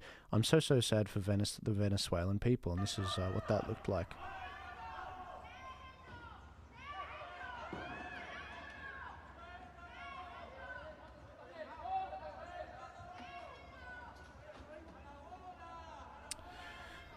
So the Venezuelan people, they essentially, they've had enough. They really are sick of what they're seeing with regards to their country going up in flames, and they've actually been protesting in a massive fashion. This is another video of them actually toppling one of Maduro's statues there as well. Again, these people have nothing. These people have nothing. They really are in a difficult situation. And the police, I couldn't find the actual clip where I found it, but in a police headquarters, the police were actually taking off their uniforms and handing in their guns because they don't want to enforce anymore what he is doing. Now look, I don't speak Venezuelan, okay? I can't be your guide on this particular topic. This is just stuff that I'm seeing raw and unfiltered. But we do not want to go there. This is not where we want to go, where we have a situation where the governing party of the day is actually confiscating the ballots. Do any of you guys speak Venezuelan? And do you have any insights with regards to this? Look, I mean, the reason many people think that this particular election of or supposed re-election of Nicolas Maduro is fraudulent is because he declared himself the winner before even showing any of the returns. And I'm not even too sure if he's shown any of the returns yet. He claims he won around about 66% of the vote. But election watchdogs all around the world are saying it all looks very dodgy. And in fact, they said the same thing when he was re-elected in 2018. Dozens of countries around the world refused to recognize that election, and many election watchdogs around the world said it wasn't a fair election. Venezuela's problems go back, decades, even generations. When earlier in the 20th century they discovered that they had the world's largest supply of crude oil, they made the big mistake, especially under Hugo Chavez, who came into power in 1998. They made the big mistake of basically making crude oil basically their whole economy reliant on crude oil. And the problem is that when oil prices were really high, like with the OPEC oil crisis in 1973, 1974, they were making a mint and they could fund incredible social services for everyone. But when oil prices started to go down, they hadn't diversified their economy and the country started to tank, which is exactly what has happened. The monthly wage, a month's wage in Venezuela nowadays is about $3.50 American. So their currency is more or less worthless. And in true socialist communist style, both Chavez and then after he died, Nicolas Maduro took over in 2013. And Maduro, they had a habit of imprisoning and prosecuting all of their political opponents, not unlike what has happened recently with the Democrats and Donald Trump. So it's become a basket case through really bad economic decisions, and there doesn't seem to be any obvious way out of it. What is going to happen now in Venezuela? I don't know if anyone knows, but Maduro has promised that he's going to have a sort of what he calls a great national dialogue with Venezuelans. And so what may actually just wind up happening is that he just he somehow consolidates power, and Venezuela kind of chugs on. Maybe he gives them a few concessions. And if that doesn't happen and there is some kind of revolution, it's difficult to know how that will turn out. Will other countries intervene to try to stabilize things? It's very, very hard to tell, but it is a big, fat mess. Yeah. Well, I'll just say that there was returns. They did show them, but if you people were very angry at the returns they saw on their TV sets, because if you added up the total percentage, it was 109%. So that's how people are saying, yeah, are we rigged or what? You know, like, And I'll just see the videos that have been coming out everywhere, like halfway through the day, for example, lines down the street, locking the doors to the voting booth's closed. And it's not like they can just get in their car, go to another one. It's because they're a communist third world country, they're stuck. No train service, no bus service, they can't go anywhere, so they can't vote.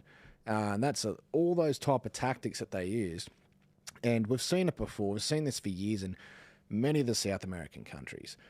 And you have to ask the question, is the reason why we're seeing a regime being controlled in Venezuela is because other nations who have a significant amount of oil want to make sure that they don't produce more oil? Because if Venezuela just started going, yeah, no, OPEC, we're just going to churn out the oil, we don't care, every single oil nation is going to suffer. And you're talking big nations like Russia, big nations like Saudi Arabia. So oil is a thing that's really, it dictates a lot of power in the world. It's one of the most sought after commodities.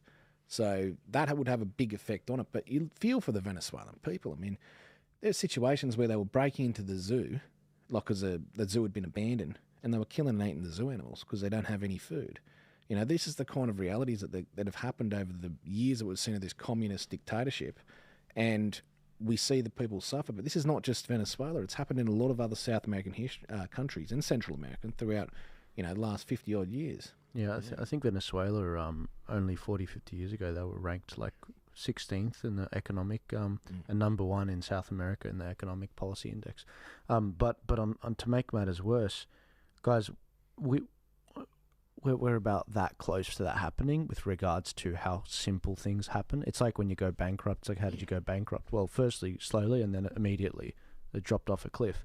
I thought it was quite an interesting observation looking at the, I don't know, maybe I shouldn't say this, but to me, I see signs all the time, and sometimes it doesn't make sense, but I'm going to throw it out there anyway.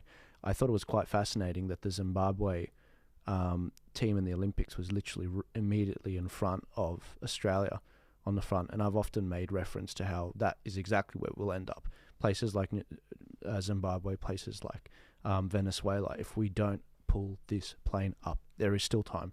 There is still time, but you've got to focus on these elections. You've got to pay attention to what's going on around you, and you've got to actually really commit to those people that are fighting the fight around you, whether that's the good senators, whether that's shows like this and other groups. You've got to, now is the time. Like, otherwise it's going to get to the point where it's like, all right, where are we moving to next? Which country are we going to? That is like the Australia, where Australia was 40 years ago. I don't want to have that discussion. But Quinton, you're actually historically South African, right? you were 18 when you moved here? Yeah, that's correct. I moved here with my parents and my sister about 16 years ago. Look, my father went to war back in the 80s. They called it the border war back then, against the communists trying to invade Africa. Out of that, I've seen governments change from the apartheid era into they called it the new Rainbow Nation. Look, everyone in today's world would recognise that apartheid was not the right thing to go, but I feel like it's gone completely 180 the other way now, where socialism, there's some really extreme, like if you want to see extreme political parties, there's a party called the EFF over there, and Zimbabwe and those kind of places used to be, on the same level as South Africa was in the early days. You know, a lot of our people from the 1600s that got there, you know, claimed their land and started farming, and it was a really successful place. South Africa had actually one of the strongest military in the world. And we've seen the ANC was actually part of, you know, the party that Mandela was part of. They were actually part of what you would call, I suppose, guerrilla warfare, where they planted bombs and all sorts of malicious things on government buildings, and eventually they drew enough attention where they got the rest of the world's attention. Anyway, but my point of that whole story is I've witnessed firsthand what can go wrong if people don't take their vote seriously, if people don't call out governments that is not doing right by the population. You know, so yes, they had a win there because now every person, doesn't matter what colour you are, has equal rights. But now they've created a sort of a reverse of the role there, and I won't go into all of the politics about it, but there's sort of that reverse apartheid now because, you know, some of them holds a grudge because of what happened back in the day. So the last election, I think, didn't go too bad, but I fear for the day, because I still have family there, I fear for the day when the EFF party actually, because they're fully out Marxist, there's no question about it. I fear for the day when they actually get the numbers to control government, and because they're talking about things like reappropriation of land and, you know, without compensation, and free university for all of them. There's even situations there now where the likelihood of you getting a job is based on your skin color. There's a process of, you know, how you get evaluated until they actually look at you to give you a job. So, you know, a black male with the right qualifications can get the first look in. And then they go down the ranks until, lastly, if they can't fill the position, the white male with the right qualifications can get the job. So it's still a dire situation. And the sad part for me is I think a lot of people that's in that situation don't actually realise that it's going backwards. It's a slow process, because I've been back a couple of times to visit family. We usually go back for funerals, which is a sad part, but every time I go back, you notice things are worse. Like infrastructure is worse. The people's living conditions are worse. And the hard part about that is they don't actually realise that it is worse. Anyway, which is why I'm really determined in this country to make sure that, you know, I am one of the people that actually steps up and keep the government accountable. Tell the people in my community that, look, this is your country, this is your rights that you need to stand up for, because there's a lot of places in the world where people don't stand up for their rights and they wish they had, but it's too late. Just want to say it's pretty remarkable, because you don't have your South African accent anymore fully. I reckon I can hear a bit of it. Picked up the Aussie ways, and yeah, people pick it up after they hear I was South African. But my friends used to take the piss out of me at school for it, so I learned pretty quick. No, sorry, Ben. I was just going to say one thing. I had a family friend who he served in the South African Special Forces in the 80s, and he actually fought in Angola. And one of the comments that he made is, when they would actually capture like black Angolans, and they had a mercenary unit, the South Africans, that was full of Angolans as well. They would be begging, don't hand us over to this mercenary unit, because they'll be more brutal to us than you will. And that just goes to show you that the Marxism and the communism, how brutal they can be to one another, and that the hatred that they develop for each other, it ruins people, it ruins nations.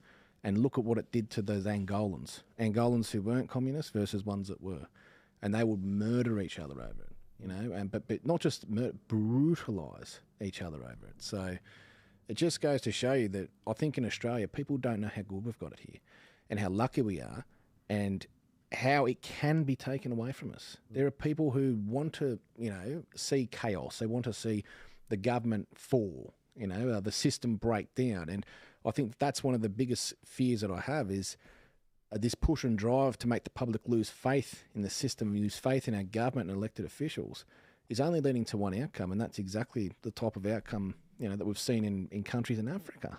Like where the breakdown of society, the collapse of civilization, but then a force or a foreign entity coming in to install their takeover and their control of the country that's not in line with the values of the country or the people who created that country. Ben, do you know, I think for me, the last 4 or 5 years, it's been exciting to watch that the conversation of politics just come back to the table. I think it was very fashionable for us not to talk about politics.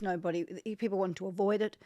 Now it's so much in your face, and creating a critical conversation around politics, any conversation's great, but I'm just so surprised and myself included, that didn't talk politics 4 or 5 years ago, wasn't interested, left it to other people. And then realising the mess we've got ourselves in when we've given our power over to the government, and then having to take that power back and bring that conversation back. It's just been amazing that people are ready to have the conversation, want to have the conversation, and more than that, they actually want to get involved and do something about it. That's been great. I think it's fantastic, and it just goes back to your point you made. There's a lot of foreign interference now in Canberra. That's been talked about. Foreign agents. We discovered a spy nest. The ASIO come out and admitted that.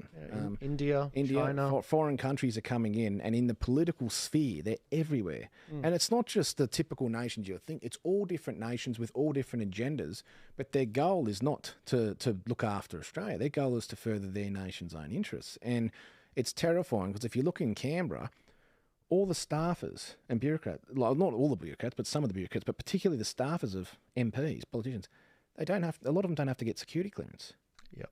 So you look at that, and that's a huge red flag. If you step foot in that building to work, you should all be security cleared through our intelligence agencies. But currently we don't have that, and it's frightening. It's absolutely frightening, the security situation. And it's shocking how cheaply they can be bought off. A few thousand. A few thousand. That's right. And that's and some of the old, there's all the ones that are obvious. It was floated around political. They were around last election, floating around all the smaller parties and stuff like that. And now they're trying to get into big parties, and they always pop up. They're like a whack-a-mole, and they're popping up everywhere, and they think they're clever. And a lot of them are, but there are some that are very, very clever, very, very good and dangerous. And the problem is it's become an epidemic. And if you speak to MPs from, say, 25, 30 years ago, you mention all this to them, they go, is that what it's become? It's never like that when I was in. But then you look at the decline of our parliament, you're starting to put 2 and 2 together. But that's... I think John Anderson got the shock of his life when he went for pre-selection in 2021 of the Nationals Party, and he saw where that fell. That was terrible. That was a disgrace, what happened there. Stephen? Can I say... nothing makes socialism more appealing than when you promise people land and houses when they know they can't get one otherwise. That's actually how the Bolsheviks managed to draw up an army of about 500,000 Russians. They basically said, if we get into power, we will give you land. Remember, Russia was one of the last feudal countries in the world. People didn't own anything. And this is one of the reasons the housing crisis in Australia is not just about houses. It's about the future of this country. We have a young generation of people who are being taught to hate Australia, to be cynical about this country in their schools. They have, for the most part, no idea of history. They don't really know what's happened in the past, what has succeeded, what has failed. And at the same time, they know that it's going to be very, very difficult, even impossible for them to afford to buy their own land. Those are the perfect conditions for socialists to come in and say, look, the system is broken. You're never going to get anywhere with it. Let me suggest an alternative. And if you vote us in, we will redistribute everything. And this is what has happened in history. It happened in ancient Greece with Solon in Athens. It happened in Sparta with Lycurgus. It happens in modern history. Again, it's what the Bolsheviks did. Just find yourself a group of people who think that they can never own anything, and you will be able to sell them anything. And that is exactly where we are in Australia right now. It all came to me when I was in Zimbabwe. I was seeing all of this come together, and I was like, crap, we are actually going down this train track. We're on the tracks, and it's just a matter of time before we get there. It's about how quickly we get there. The EFF, if you guys aren't familiar, you might have seen that political party in South Africa with all the red flags jumping on the stage to a pretty fun beat, and they're saying, death to the Boers, death to the Boers. That's like saying death to their farmers. That's exactly what they're saying. And I when I was there, you guys know I have a little bit of a knack of predicting election results with scary accuracy. When I was there in December, January, I actually did predict the election result they had a month or so ago in South Africa. I said it's going to be Mandela's party in coalition with this EFF party. That's exactly what happened. This EFF party are like the Greens party, except they are radical, not on climate change, on the color of your skin, the thing you can't change. It's just like, unless you're Michael Jackson, it's like, it's shocking. It's absolutely shocking. And when I see this particular thing going down, you know, we talk about protesting over a 5% Aboriginal representation in organisations, or even a 50-50 men-women split. Over there, on boards, there is a whole industry in South Africa where at least 50% of the board has to be black. At least 50%. 50%. Like we're getting upset about 5% here. That is where it's going, and we will lose this. We will lose this if we don't actually put our foot down and do the right thing. Thank you. You articulated that a lot better than I did. That's what I was trying to say. Look, I appreciate there's a lot of trauma involved. Well, and that's part of the reason why I was first out there with the Voice campaign saying to people, no, do not vote this in, because us segregating one part of the society from everyone else, making them believe that, you know, for whatever reason they need to be treated differently, that is not healthy. That is not how you integrate society and get people to get along. That's actually doing the opposite. Absolutely. And I think it's you know, one of the best parts of Australian society and what Australia actually is that really exists nowhere else in the world is it's a classless society. You know, and it was developed, you know, you're talking in the trenches in Gallipoli and Europe in the war, you know, all the suffering that they went through, all class prejudices were eliminated, and there was no class. Everyone was the same. And to this day, you can be any race in the world. You can be a billionaire, you can be living in Department of Housing on welfare. It doesn't matter what you are, where you're from, what walk of life. You can sit down together at a pub in this country and drink beer together, and there's no prejudice towards one another. There's nowhere else in the world you can actually go and realistically do that. I've been all over the world, and this is one of the only places where we truly have a classless society, and it is one of the reasons why we are a success, why we punch above our weight in nearly everything we do. We excel as Australians, and that is the reason why. Classless society. What Anthony Albanese tried to do with The Voice was create a class-based society. Bill Shorten lost in 2019 because he tried to play class politics. And that is exactly why Albanese is going to lose the next election. It's because he tried to do the same thing. And this is what the Labor Party do whenever they get in, because they've been so heavily influenced by the Greens, and the Green element of their party is to push this concept of class warfare, class-based politics, us versus them. And it's an absolute disgrace, and it's never going to work in Australia. And the reason it's never going to work is because you can be the poorest child in this country, born into poverty, and you can work your way up to being the leader of this country and run the entire nation. The door is open for you if you work hard. So this is why it's so different. But if you look at, there's a theory of the new generation, like the Greens being Marxists, they're doing exactly that, attacking the housing policy, pushing, you can't afford house, vote Greens, you know. But what they don't understand is all these minority groups and people they prop up to help them get over the line. As soon as if they were in power, those people are culled. They're gone. And we see that time and time again with communism. Like when the Bolsheviks took over, Lenin used to have nude marches. He used to march with nudists down the street. As soon as he takes power, outlaws it, and anyone in the nudist groups, gone straight away. So he also pushed the LGBTQ. He pushed them to help him. As soon as he's in, bans it. Bans and persecutes LGBTQ people. And that's the kind of thing people forget. That's what these radical people do. They're using you as a vessel to get themselves over the line into power and use any avenue or way that they can to do so. And they look for the downtrodden group. But as I said, with the being able to work your way through, work your way up in society now, they can't do what they did in Russia, appeal to the working class poor, They can't do that. So now it's like Leninism. So now they've gone to Leninism 2.0, also known as biological Leninism. They look for the most downtrodden people in our society and they try and elevate them, prop them up to use them. But it's never going to work. And this is what they don't understand, because when you went to the farm and there's a big bloke who's lifted big, heavy things on the farm his whole life, and you, hey, mate, would you like to have a bit more power? All you do is come with us and people, we tell you to go shoot and that, we'll give you some power. He goes, yeah, sure, sweet. And he's actually capable. But then you look at the biological Leninism stuff, those people are not going to be capable of running gulags and taking over the country. So really this is destined to fail. That's what this whole new Marxist sort of movement is. Yeah, I think you've touched on something really important there. Australia is a bundle of phenomenal people from different countries that have fled horrifying stories, whether that's the South of Africa or Eastern Europe or the Middle East. Stephen, I'm about to move on. Did you have anything to add? I was just going to say, to piggyback off Ben's point, Australians, like Americans, we are aspirational people. Our instinct when we see people who have more than us or who, say, are in a higher middle class than us is not to hate them. It is to want to have what they have one day and to work to get it. And that is what sort of Labor ideologues don't understand. Their instinct, and they're taught this by their sort of Marxist ideology, is to hate those who have more.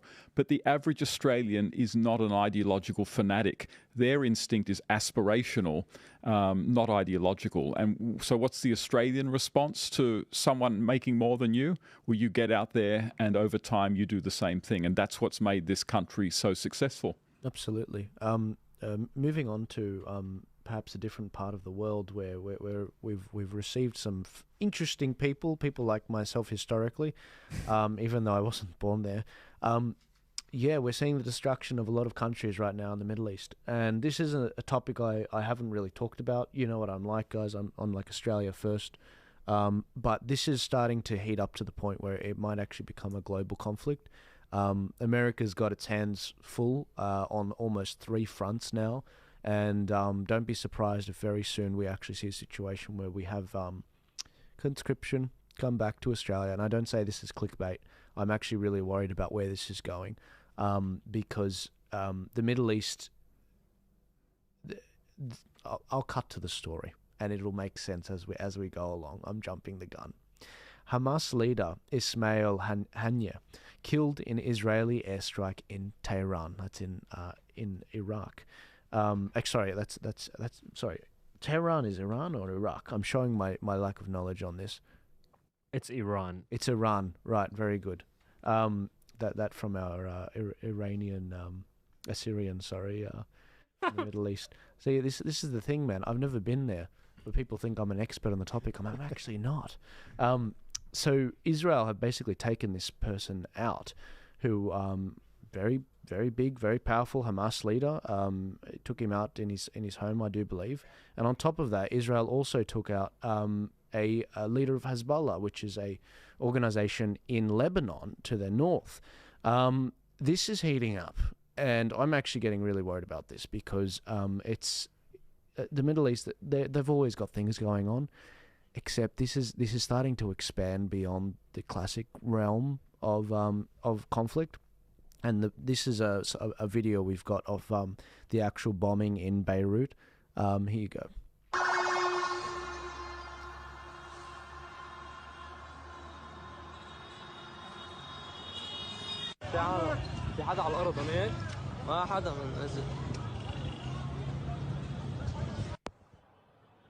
So supposedly this killed at least 3 people, 2 of which were were kids, just so you know. This is from Charlie Barkos, who's a friend of the show. Is Australia ready for anything? Now, why am I bringing this here? Why, if the US has their hands tied in Ukraine, if they have their hands tied in the Middle East, if they have their hands tied in the Pacific, you can be damn well sure that they're going to be stretched thin. And the problem if they're stretched thin is China will make a move on Taiwan. And we are not ready. We are nowhere near ready. I mean, in terms of having aircraft carriers and submarines and the personnel we need, the government's been dragging their feet. And in terms of the likelihood of that actually happening, this is a particular article which was from Ian. This is from the Mandarin, Ian McPhedrian. He says, in the peacetime concept that Australia would have 10 years advance warning of war is finished. The new reality is more like a time frame of 3 to 5 years, according to some of Australia's top defence experts. This means the government's strategic defence review by former Defence Minister Stephen Smith and ex-Defence Chief Sir Angus Houston has some tough decisions to make about both strategy and capability by next March.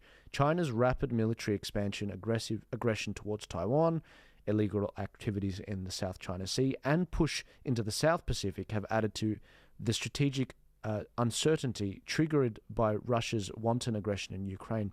Defence Minister Richard Marles has suggested Australia might require a more defensive rather than proactive stance to counter future threats, a so-called porcupine or echidna strategy. However, some strategic analysts say the problem with retreating behind spikes is the risk of facing an adversary with longer spikes.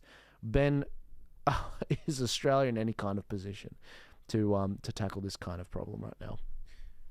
If Australia was to go to a serious high-intensity conflict, and we're talking not fighting insurgents, not fighting small, weak nations like Iraq that don't really have an air force, don't really have a navy or any kind of really big capabilities. So when we say fighting a full-scale war against an adversary that's capable, such as the CCP, Australia would last 14 to 21 days before complete capitulation. They don't have the ammunition for a start, stockpiled, nor do they have the capacity to produce ammunition at the rate required for high sustained conflict. Because producing ammunition for a low-level conflict, low-intensity conflict, say like Afghanistan, that's easy to keep up with. When you're talking, artillerymen are going through tens of thousands of rounds a day, you're not going to be able to keep up with that. We simply do not have the capacity to do so. But not just in terms of logistics. We have the best technology we've ever had in our military in its entire history, and I'm very, very glad to say there are some fantastic senior officers and senior soldiers still in the army. I serve with them, and they are pushing incredibly hard to do whatever they can to prevent the complete collapse of our defence forces. But they're fighting with one arm tied behind their back. Every time they push for something new, every time they push for something to advance capability, they are hindered. They're hindered by diversity and equity quotas. They're hindered by all of these stupid bureaucratic nonsense and doing paperwork, filling out dozens of sheets of paperwork just to get equipment out to use it. It's just the Defence Force has gone to a point where you'd have to argue at this point, is what's going on in the Defence Force really not the actions of a foreign adversary sabotaging deliberately our Defence Force? Because nothing can get this bad. But if we look at it from one of the biggest problems that they've got is what was always the greatest strength of our Defence Force, particularly our army. It was the personnel. It was the Australian people. They would send them anywhere in the world, and you're talking with a tin can, and they'd build something out of it. When Rommel... when we fought in North Africa in World War II, when Rommel went to attack certain Australian positions, every time he was boggled. He goes, those troops only got put in like a day ago and they've already entrenched. How was this even possible? There's no supply trucks coming. We were watching the roads. It's because the Aussies, with their individual initiative, which is the cornerstone of our soldiers, went and just gather anything they can, entrench, build the trenches, build the defences, and no one asked them to do it. They used their initiative to do so. And that's one of the reasons why we were so strong in the world. But we did all of this with nothing, with very limited technology, with very limited supplies. We would always do so well. Now it's the opposite. We've got the best toys, the best gear, but the personnel is at the worst level it has ever been. That's a direct result of Defence Force recruiting, lowering of standards, in particularly to allow females into combat roles. They said they'd never do it. It'd always be the standard, and women would have to pass the standard. Ever since they said that, they've dropped it because they want a 30% quota of females. And I've proven this. It's not a conspiracy theory or anything. It has been proven in Senate estimates. The chief of the Defence Force admitted it, and this is what's actually happened. We are in a position where diversity and equity quotas, Marxist ideology and woke ideologies take precedence over the defence of our nation. And we're in a very, very serious situation, because what is going to occur is, if they go to a major conflict, they're going to suffer tremendous casualties, because it's modern warfare, and what we've got now is like nothing we've seen before. People get chopped up very fast. The people who come back from that, we'll have a casualty rate like 30, 40% in any kind of initial battles.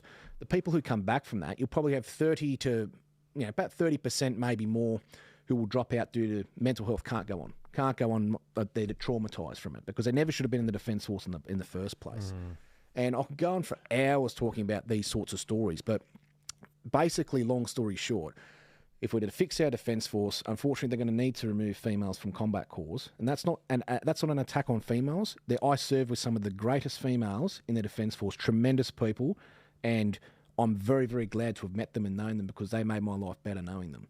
But when you are taking a young girl who turns up and wants to be just a medic, or wants to be a clerk, or wants to be a driver, or whatever, no, you should do infantry. You should be out in frontline combat. No, they push them into these roles. Seen it. And what's actually happening is the discharge rate, the medical discharge rate for females is off the planet. Absolutely. You're talking 70, 80% are getting medically discharged. Their hips are being destroyed because they can't cope with the carrying of the heavy loads and the heavy impacts that's required from doing combat-related jobs. So the concept of diversity and equity and these woke Marxist ideologies, young women are being put on the altar and sacrificed for this ideology, and the mental health problems that are coming out of our military, especially for our young females, they've proven 87% higher suicide rate amongst female veterans than other females in society. 87% higher. And no one's taking care of our women. No one's taking care of our women in the Defence Force. Yeah. And the fact that if you want to put your women up to go into some of the most horrible things in war, I mean, I knew some of the toughest men I've ever met in my life, absolute nails. War left them a shaking mess, drug addicted, can't go outside the house because they have panic attacks. And these are guys who are the toughest guys I've ever met, like way tougher than I am, And if war can do that to them and destroy them, why would you want to send your beautiful women, your females, the ones that are the backbone of your society? Yeah. Your society only exists because of women. Yeah. Why would you want to sacrifice them in the war on the altar? I mean, we see it in Ukraine right now. They've run out of men, so now they're sending these young women to the front lines. And I see a lot of footage and I see a lot of things coming out of the front lines in what's going on over there. And it breaks my heart when you see Russians going in with helmet cams and they're clearing trenches that they've been shelling and attacking for a long period of time. They've taken it, and you're seeing all the bodies in there, braided hair. Didn't stand a chance, should never have been there in the first place, could barely hold up a rifle, and they put them on the front line to just be killed. And that you're throwing away one of the most precious things that you have in your society. On the front end, I've seen this firsthand with two recruits that were entered in, a brother and a sister. The brother entered in 3 months before the sister. Didn't hear anything really properly. He said, yep, no worries, we'll see you in 6 months. Sister applies 3 months after he does. Yep, no worries, yep, you can start, yep. Well, do you want to do this? Do you want to do that? Push you into the infantry. And she's like, hang on a sec. What do you mean you're dropping the requirements for me? She was angry. She was angry. It was like, what do you mean you're dropping the amount of push-ups and this and that, beep tests and all of that? She was like, I should be able to have the confidence that the person, the man or woman standing next to me in this combat role can do the exact same things I could do. She was quite the overachiever. Why can't my brother get in? That in itself, this idea I should be able to meet the same standards as a man. I mean, I'm sorry, that is delusional. You're always going to find some women who can, there is no doubt about it. But we've got a generation of people brought up on television shows and cartoons where women are kicking men's asses all the time. But it's not real life.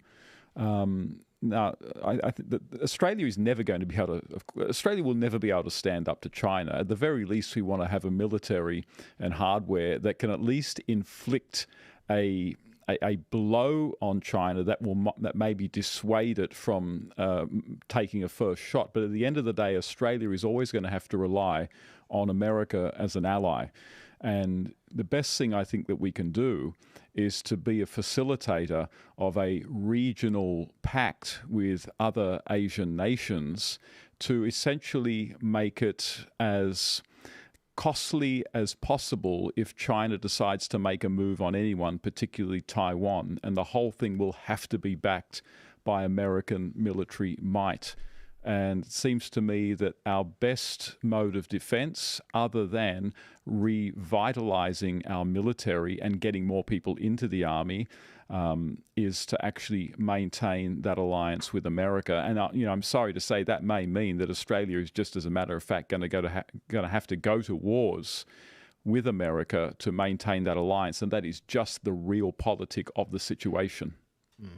I think. Oh, sorry, go on. Yep. Sorry, I was going to say the real concerning part for me on the bigger picture is that we're at a very particular point in history right now where the West is literally tearing ourselves apart. Like, we have weak leaders. The West is weak and vulnerable. And I bet you anything that Russia and China and all of these big powers that wants to reclaim their number one spot in the world, they're watching and waiting. I mean, simple things. Look at our energy transition going to renewables. Where does most of the renewable components get produced? It comes from China. It's being shipped here on Chinese ships. So if we transition our entire energy grid to something that relies on components being made in a foreign country, because we don't make those things here. We won't be able to make those things here if they stop coal in this country. Right? So then the renewable energy actually becomes a security risk. So I am very concerned that if we don't get strong leaders that actually has the salt to stand up to these, and I don't mean Australia, obviously, because we got no chance in hell, but I mean we need someone like a Donald Trump to actually stand up to these guys and protect the rest of the Western world and get us back on track so we can keep the peace. I'm going to have to disagree with the panel here on one particular item, and that is the concept that we cannot defend ourselves. I believe Australians can do anything because we've proven time and time again all over the world that we punch above our weight. I mean, World War II, first land battle that the Nazis lost in World War II was Australians against us in North Africa. The Japanese never been defeated properly in a land battle. That was on Kokoda. We defeated them. So we punch above our weight, and we have done all throughout human history. But the problem is exactly what you said. It's having the right leaders in the right positions that are going to actually push to have a strong defence force, but not just a strong defence force. You need an entire Australia a community behind them that's going to be strong. That's going to be strong enough to support our defence forces and to protect our nation. I mean, one of the things that they were talking about doing was a B-21 stealth bomber capability. That was one of the things that was used as an offensive capability as a deterrent against an invader. And they ended up shelving it because it was too expensive. But if you really look at it, a lot of these things now with AUKUS, the opening to technology and the opening to things that we can build up a defence force that's capable of defending the nation, but also a defence force that Australians want to join. They want to serve. They feel proud to be a part of it, and they never want to leave it. And it's not currently the case. Lots of young men and women are leaving in their droves. They're leaving, in some cases, trying to get medically discharged just so they can get out of it. And it's because of the way they get treated primarily. They get very good pay, but it's the conditions, it's the way they get treated. And let's face it, it's one of the biggest problems they've got in the Defence Force is the Officers Club. They can do no wrong. It's a clique. Once you're in it, if you're lucky enough to go to Duntroon and get in it, or one of the other academies to be an officer, you're in a gravy train. Nothing you can do will ever get you removed. A digger sends a wrong text message to someone and they're kicked out the next day. And that's one of the biggest problems. What would they need to do is a reform to the military, remove direct entry officer. That's one of the biggest reforms they could do, and combine NCOs and officers into one, similar to what the Roman army had, where you join as the lowest rank, you can become the general one day. The progression naturally through promotion will lead you there, yeah. I'm actually inclined to agree with you on that, Ben, regarding Australia being able to stand up to China. It's all that we lack is leadership. That's my honest opinion.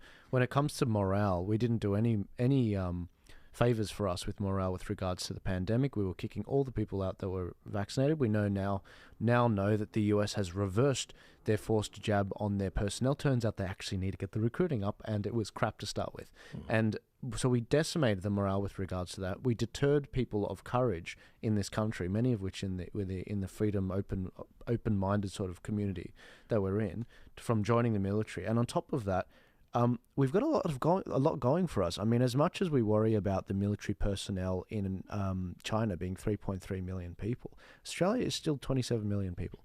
Now, look, I'm not saying that every man, woman, and child has to be able to hold a gun. I don't think so. But we are a very, very long way away from China. If a lot of people don't realise this, we've got a massive sea in between us. London is actually closer to Beijing than Sydney is to Beijing. Did you know that? And the funny thing about that is they've got to come a very long way with a very large moat here to around us to get us. It's hard enough for them to take Taiwan.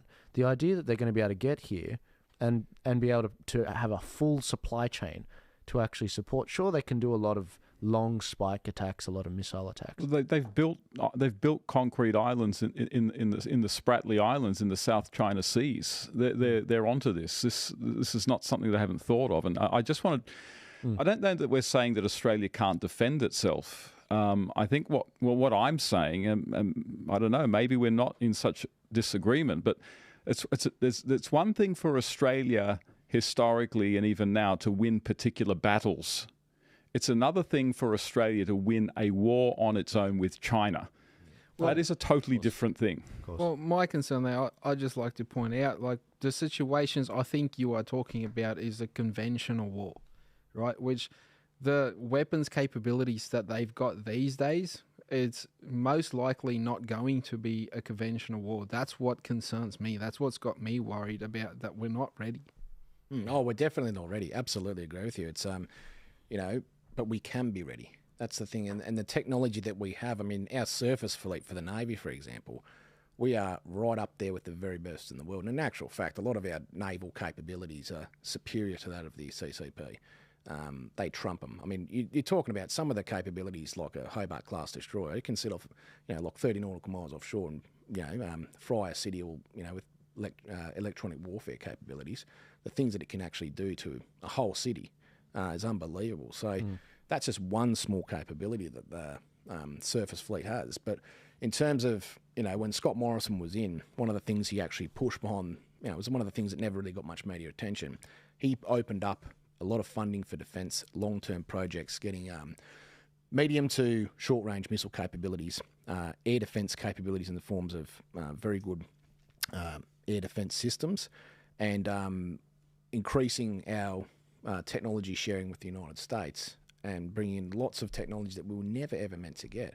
Upgrading all of our bases and airfields in the north of Australia to be able to take B-52 bombers and B-2 bombers as well. So we're building up a capability that will actually make us very, very, concerning for the CCP. And one thing we just have to look at is when you're on the right path is when the CCP get mad.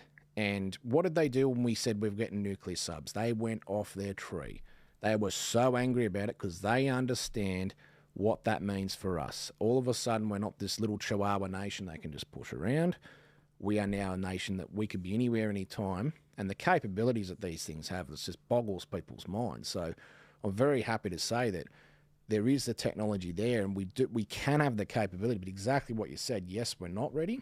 We can get ready, but it takes courage. It takes courage from a government to make the big calls. Can Richard Marles make those calls right now? Absolutely not. He's got no chance. Could Andrew Hastie and our Shadow Minister, could he make the calls? Absolutely he could. He's been in the Defence Force. He's been overseas and served on operations and done a lot for this country. He'd know exactly what to do. So this is why I have a lot of hope for the future. for our defence force and our ability to defend ourselves. Again, the reason I bring this topic up, guys, and we're comparing it to China, is not because we're going to fang it and take China out. That's not the. No, of course not. We need a metric to actually measure exactly how Australia competes versus China. We invest $42 billion every year in our military. They invest $233 billion every year. Their personnel is 3.3 million personnel, whereas ours is 80,000 personnel, which is getting close to a record low, especially with recruitment. They've got 79 submarines. Australia's got 6. In terms of tanks, we've got some 59 of the Abrams class, whereas they've got 3,200. We've got 75 jets, some of the best in the world, actually, whereas they've got 1,200. Australia, our economy is the same size as Russia's. Did you know that? And so and everyone sees Russia as this big, overwhelming force, but there's so much wastage in our government. There's so much wastage. I mean, just $42 billion is how much money we actually spend on the Aboriginal stuff. That's our defence budget. That's our defence budget. And a lot of Aboriginal people would agree with me when they say, well, that's not making it to us. I know. It's because it's being wasted in Canberra. It's right. Going via. It's like those charities you donate to, $90 a month to, save a child in Africa, and only $5 gets to the kid. That's what's going on here. Absolutely. Just to your point, Joel, it's exactly what you said. It's definitely not anti-Chinese. That's what we need to remember. What we want to see in our lifetime is the Chinese people free of communism. I mean, if you look at how well Taiwan performs, how well Hong Kong historically have performed, and when Chinese people go to other countries, how they prosper. These are a good people. It's just if you look at, they're being controlled by a satanic sort of element that just that hates humanity, and the Chinese people have been severely held back by communism. It hasn't enriched them; it has held them back, and they could be the future that we could see the Chinese people in without communism.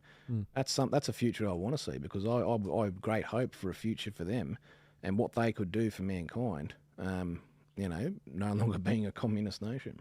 Yeah. Absolutely. Guys, I'm going to move to the last topic because my guests have been very generous and many of them have come from very far away, a couple hours drive away. And I wanted to cover this last topic, but before I do, if you're watching live and you're wondering, why is it we're only getting up to 10 to 30 concurrent viewers? If you're on the mainstream platforms, that's why. If you actually go over to X, you'll see that there's hundreds, almost thousands of people watching. And the clips that we get from each of these videos, every week we average 600,000 viewers across the clips.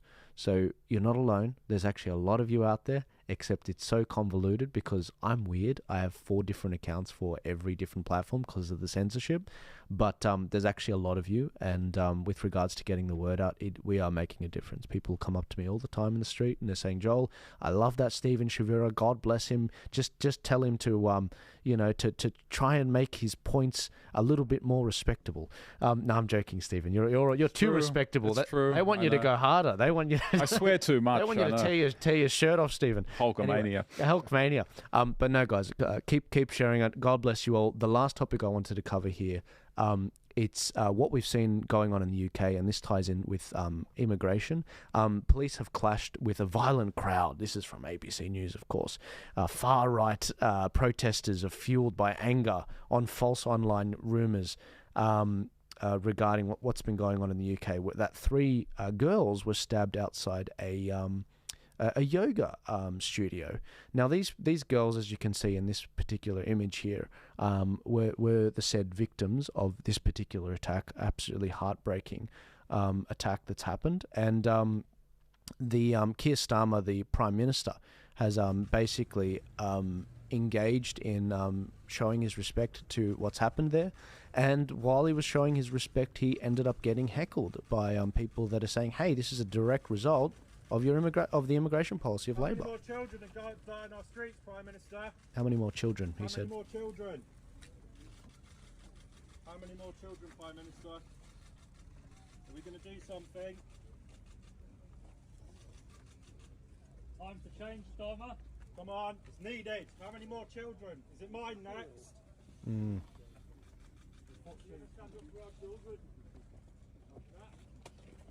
Bye-bye. Got your these things are just to show, aren't they? Make a real change! Our children! Go away! My friend's 9-year-old daughter was killed. You're not wanted! The person I've held as a child, and you can't do shit. He can't do shit. He's meant to be the Prime Minister. Terrible. Her friend's daughter passed, and yeah, sorry for the swearing, but this is exactly what we see. And the Prime Minister, yeah, it is just show. It's just show. And I don't sense the sincerity because they're pushing these exact policies.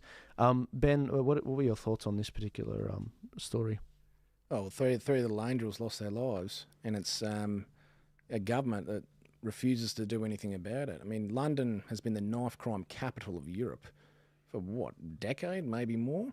I've never seen nightclubs that have to have trauma kits for stabbing and shooting at the front door, and response teams that are ex-Polish military and all these different things that come when guns and knives get pulled. They get called like a SWAT team. This is the kind of reality that live over there. Look, kids stabbing people in the street with a butcher's knife, you know, like little kids at a park pulling knives out of their shorts, you know, and these are school kids. And a lot of it is to do with the unchecked mass migration that's happened to that country of people who do not share British values, who do not assimilate, have no intention of doing so, and for whatever unknown reason, they hate the local communities and the local people. And it's not just British people. I mean, you have suburbs over there where that are controlled by one particular, you know, like a Pakistanis will control a particular, you know, suburb, and if you're Indian, you can't go in there. If you're an African, black African, you can't go in there. It's not just against British people. It's against anyone who's not their group. And it's not a case of you can just, for us as Australians, it boggles the mind. I mean, where we can walk through any suburb in the country quite comfortably. You go over there, you'll get stabbed. You'll actually get stabbed if you walk down these because you're not from their community. And a government that allows that to happen, allows hateful ideologies to just get portrayed at, you know, mosques and all these things. Look, we see it here. We see, you know, things getting dredged up, and then people want to march through the eastern suburbs and intimidate the local community, and anyone who they think is, you know, for example, a Jewish person, let's harass them, and let's harass. You know, what did the mother walking down Old Head Road, going to the cafe for a coffee, the Jewish mum with her kid? What does she do about what's going on overseas? She had nothing to do with it. But that's the mentalities that are starting to show their faces here that we've never seen before. We didn't have these violent sort of people. People don't go and attack people based on ethnicity and race. It doesn't happen here. Or even ideology, even religion. We never really had it. Aussies have been fairly peaceful, but these are imported ideas, imported ideology. But you see this in Britain, in Germany, in France, and Netherlands, all these imported ideologies that are not from those countries that result in violence against the community and bring in mass unchecked immigration of people who do not want to assimilate and inherently are violent. I mean, you see in London, you see in a lot of places in the UK, maybe the last, say, 6 or 7 years, you've seen organised crime go to levels of extreme violence that's never been seen before. And the reason why is because they brought over a lot of Congolese come over from the Congo. And obviously, growing up around a very violent place, you only survive there if you're if you can keep up and protect yourself or get away from it and hide somewhere. They come over and they brought a lot of their ideology with them and the violence with them. And because they went after they got into organised crime, went after other criminals with such intense violence, the only way to respond was to also match it. And now that's trickled over into everyday life. It's trickling over to the streets, and it's getting out of control. As much as it is an immigration problem, it's an organised crime problem as well. They don't go and tackle the organised crime and deport people who are participating in acts of violence and horrendous crimes against the community. Yeah, again, you know, we're seeing arrogance of a government who doesn't listen to their people. They've just got an agenda, a program they want to push out, and they have tunnel vision to do that, and at the cost to us. It's just unbelievable. Sorry. Yeah, it's absolutely dreadful. And to make matters worse, guys, there's some phenomenal people They have come from around the world, and they've been grandfathered into a country like Australia, whether it's Eastern European states or South Africa, Zimbabwe, Middle Eastern states. We've been grandfathered in. I basically don't speak any Arabic. I've never been to the place except maybe a week, Lebanon and maybe Egypt. But then you get these people that come here and they're messing it up. They're messing it up. It's like, and the most angry people. I know if you're immigrants, you've got a bit of imposter syndrome, and you don't want to rock the boat, and Labor let you in, and you're just stoked you can keep a job, but you've actually got to talk on this. Australia, people are shocked when I tell them this. Australia is 30% immigrants, and 52% are either immigrants or the children of immigrants. 52%. It's one of the highest in the world for an old democracy like Australia. And if you don't start speaking up on these topics, then we're going to have a situation where they ruin it. They ruin it. This enormous gem we have here called Australia, where we can raise our kids and we can have economic sovereignty, and the government, most of all, for the most part of our history, stays out of our lives, which we're slowly losing now, as we saw in the COVID years. If you don't speak up, we will lose it. It will become like the crap holes we came from. It'll become like that. That's where it's going. And if we don't actually politicians are like gloves. They're like gloves, okay? They will either be filled with their own values if they're of conviction, or they will be filled with the values of special interests, of their community, of organizations that lobby them. And you can actually force them to do, if they don't have their own values, if they're not, your values or whatever, you can actually lobby them if you're a constituent. That's what these lovely people on my left have done in their community of Cessnock. That's what they're continuing to do. That's why they almost won the mayorship. That's why they come second in federal elections. This is exactly, in state elections rather. This is, sorry, Quinton's like, I wish we was a federal. But you know what? Stuart Bonds, you guys got behind Stuart Bonds in the federal election for the Hunter. And that's why you guys have a 70% no vote in your area. Yep. And that's what this is about. I'd like to point out one of the hypocrisies of that whole situation, right? So on one side, on the left, Greens and Labor, you've got some of the more extreme people jumping up and down saying, we need reparations for Aboriginal people because of the colonisation and, you're taking our land basically. But then these same people is okay with importing 750,000 migrants in 1 year. So is that not colonisation? It's an invasion. You know what I mean? It's an invasion. It's the same thing. Yeah. I think it was Nigel Farage, he said, what's happening in the UK is D-Day in reverse and slowly. Yeah. And this is the thing. They're not monitoring the people that are coming in. It's in mass. And we're not getting doctors and nurses. No, and that's it.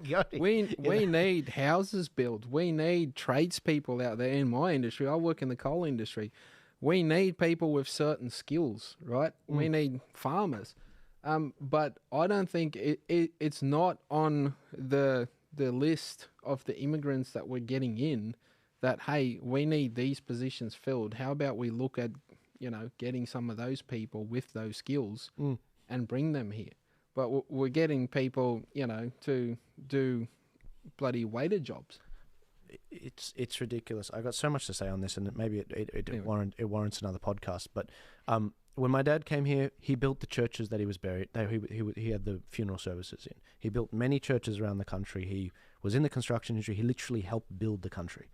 If we're bringing in people that are just takers, if we're saying no to people like the ones I met in South Africa, lawyers, maybe we've got too many lawyers, but lawyers and people with money and entrepreneurs and business owners who I did speak to there that can't even get into Australia. But I've met the people that come here, and it's like, what do you have to offer? You've actually got to buy in to our values.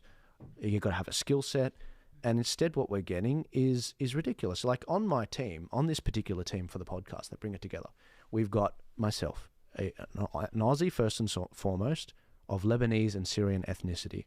Video editor is French Lebanese. Our switcher guy is a Syrian. Our one of our comms guys and managers, Italian. Another guy works with us. He's Greek. Our cartoon guy, he's Italian. We're all Aussie, but we come from other countries, and we're here fighting for this absolute gem of a thing. I'm going to stop talking there, but did you guys have any thoughts on that little spiel? Well, I mean, I liked it a lot. I'm half Slavic, half Anglo myself. My grandparents on my father's side basically fled communism, came here in 1948. Australia's in a much better position than England is at the moment because we've got a little bit of, we've got a lot of water around us, and it's a much harder place to get to than England is. This problem in England has been building up for decades. And one of the big problems in England is, as sort of Ben suggested, that there has been a failure of policing in England. And what you see, what seems to happen is that when, say, Muslim protesters about Israel or something like that hit the streets and start causing damage, start getting violent, the police just turn and run. But when you have people protesting immigration in the street, they're the ones that the police will either arrest in the street, or you'll find they come to your house and arrest you in your house for alleged hate speech. And the Brits are basically fed up with it. They remember the Rotherham grooming gangs from the late 90s throughout the 2000s, where literally thousands of girls were raped, and the police knew about it and turned a blind eye. Why? Because they didn't want to be accused of racism, because it just has to be said, the rapists were immigrant gangs. And Pakistani Muslim gangs. That's right. And of course, Tommy Robinson drew attention to this. So what did they do to Tommy Robinson? They arrested him. They threw him in jail. He's just been arrested again. I think we can see that the Brits are at a point now where they've said, we have tried everything. We have approached the politicians, we've approached local councils, we've protested. Nothing seems to be working. Today there was a big clash between the police and protesters. It's hard to see this not escalating into just a massive conflict in England. I don't think it's necessarily going to resolve what's going on, but what we as Australians need to do is to have a much more responsible immigration policy, which we currently don't have. And let me just say, the best friend of immigrants is a responsible, restrictive immigration policy, and the worst enemy of immigrants is a very relaxed, bad immigration policy, because when you get immigration wrong, that is, when you get the wrong people in the wrong quantities over the wrong period of time, the people who get the blame are always all immigrants as a whole, including the really good ones. So immigrants should be at the front of saying, we want a strict immigration policy. It is in their interests. Absolutely. And Ben, I want to throw it to you, but firstly, you did send me this story, and I'm glad you did, from Tony Burke and Nick Patterson. Nick Patterson was criticising... James Patterson, who was... Nick Patterson's from Victoria. James Patterson was rightly pointing out that Anthony Albanese's new immigration minister, Tony Burke, who, by the way, happens to have the highest Muslim immigrant population electorate in the country, he's not a fit pick. And this is actually some of the attacks that both him and the Prime Minister had for exactly what the opposition were criticising him for. To do is to be negative and oppose everything. It's about time James Patterson stood up for the Australian national interest instead of just playing politics. Yet James Patterson is the one who is clear-eyed when it comes to national security, not Albanese. Tony Burke dutifully followed Albanese by ripping into Patterson this morning, even though it's his own record as Immigration Minister that's now under question. Can I just say, what an idiotic comment from somebody who's clearly never been a minister and has, he's made up a way of looking at statistics about me. If that's the character of my shadow, then yeah, we'll just deal with what comes at us. I have never hesitated to reject visas or to cancel visas. He'll probably never refer to that statistic because it's just irrefutable if you go back through the records as what I did last time, and the sort of decisions that will happen under my watch again. And here comes the fact check. Well, I asked James Patterson to respond to these attacks from Albanese and Tony Burke today, and he told me, I understand why the Prime Minister and Tony Burke are sensitive. I'd be embarrassed too with that record. Burke let in 83 boats carrying 6,600 illegal arrivals in just 80 days as Immigration Minister. Children in detention peaked at 1,992 on his watch. But Australians are entitled to expect a Prime Minister and Minister for Home Affairs who are calm and measured, not who resort to unhinged rants when their record is scrutinised. All right, Ben, shoot. Well, it's just projection by Tony Burke, isn't it? And this is a classic thing that Labor always do. They project their failures, they project their inadequacies on somebody who's highly competent, as their opposition and can actually do the job. I mean, and James Patterson just come in and wrecked him. He just come in and wrecked him with the facts. I mean, if you look at what they had to do, is sack two complete duds as who are ministers who couldn't even do their jobs and should never have been in the portfolios in the first place, and they've actually then put in someone else who's really only there. I mean, one of the things that James Patterson was questioning is how many of these Palestinians who are fleeing the conflict over there, how many of them are you going to let in and have no security screening or processes for and flood them into the community? Which electorate do you think he's going to put them in? He's going to put them in his own because he's trying to win the favour of the upset large Muslim community there that are not happy with how the handling of the conflict over there has been done. And obviously there are Palestinian people who live there. There are people there of Arab background who sympathise with what's going on over there.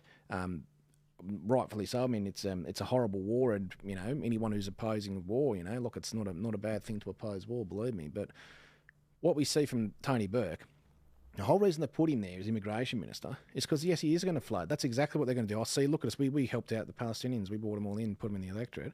He's just trying to save his own skin because he's very concerned about the Islamic backlash from the Islamic community in his own electorate, as all the Labor MPs are.